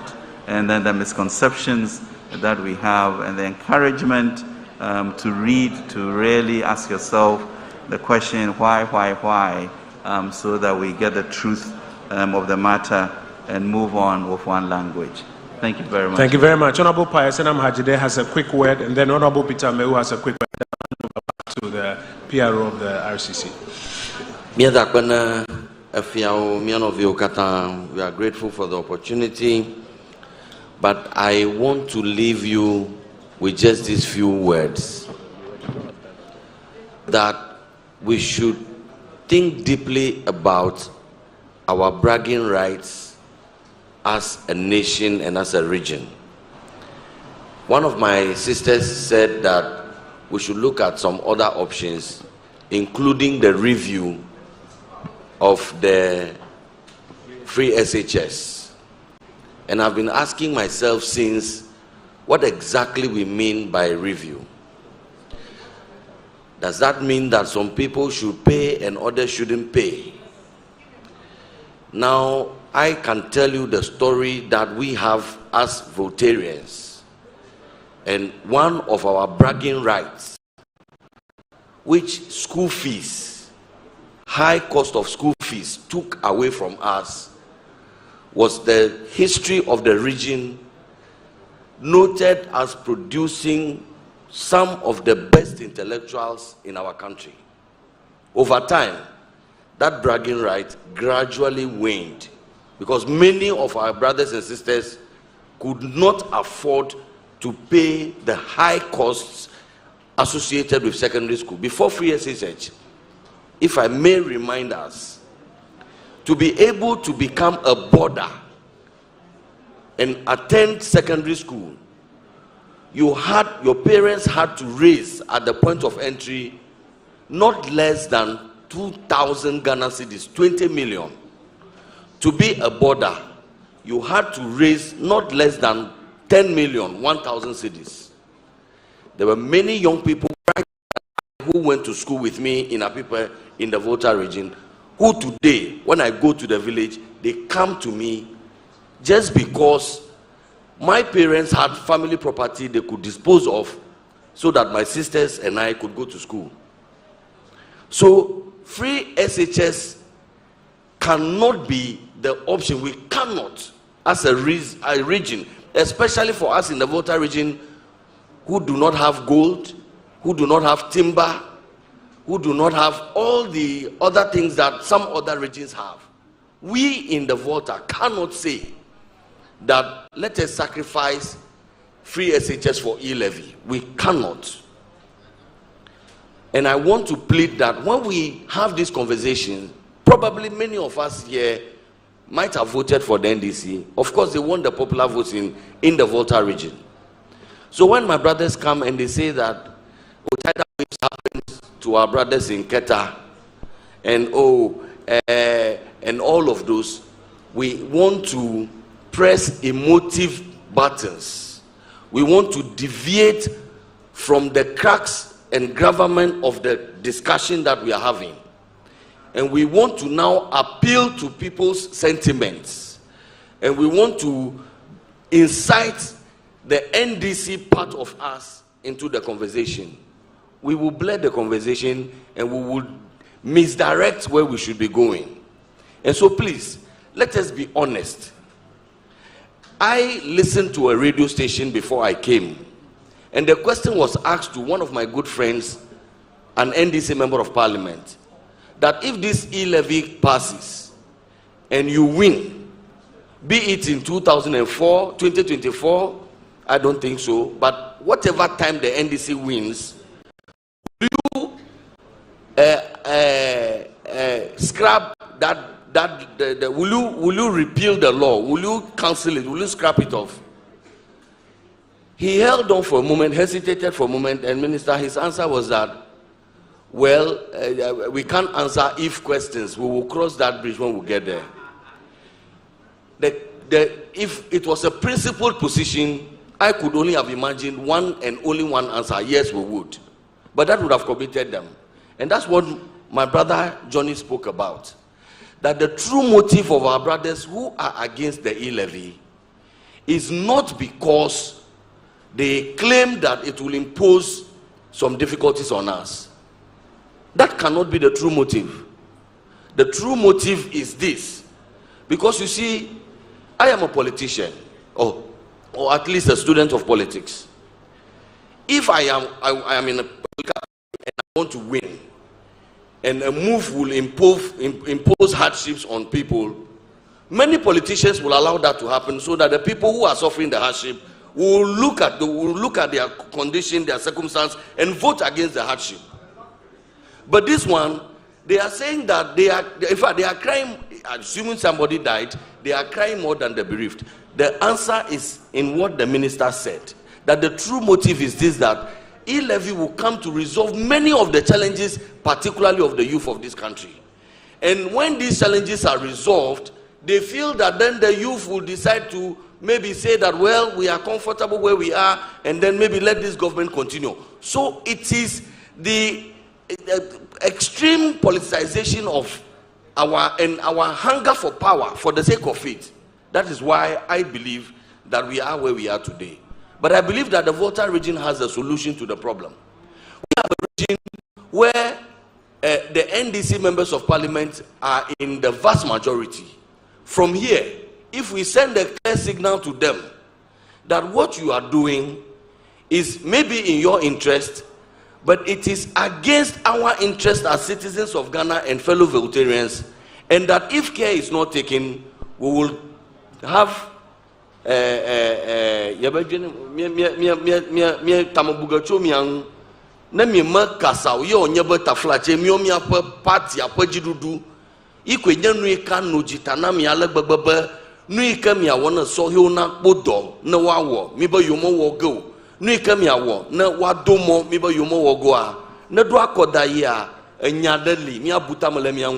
believe that there and then we'll get the solution to the problem. But if we also, just because historically, because Jerry Rawlings, who was even after ostracized once upon a time, our brother was there, we supported him, and he became president, and so by default, we voted for the NDC, and we continue in that path, even at the peril of our own existence, then my brothers, I'm sorry, we may not be playing fair by even ourselves. Tamo de kukunami.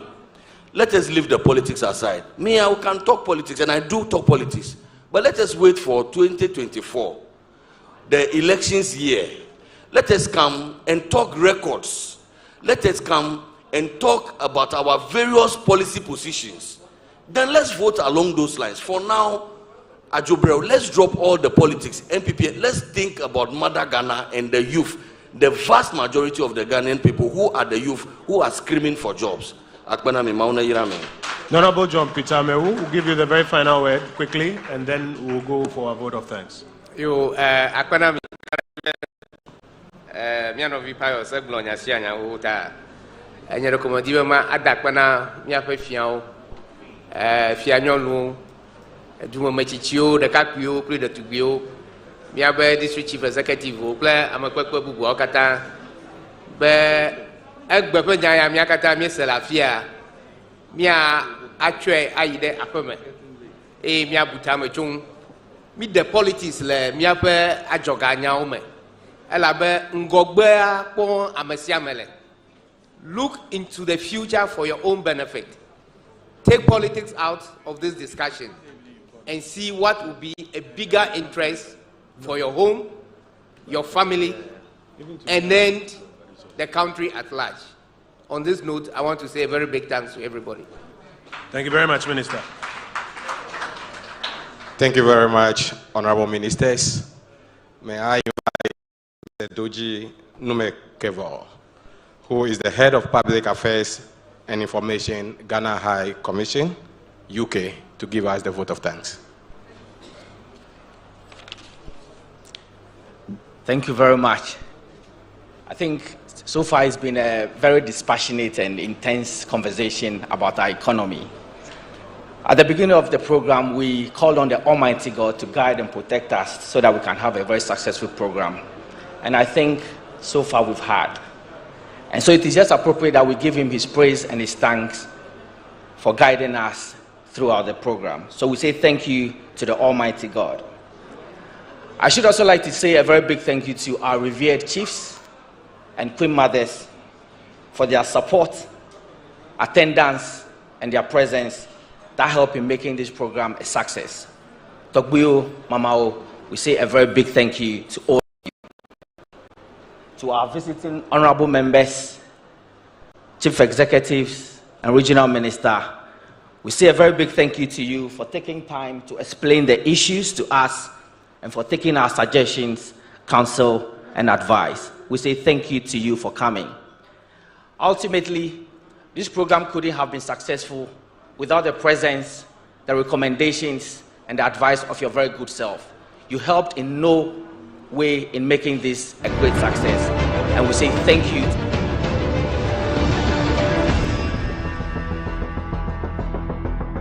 Watch the CAF in the club competition.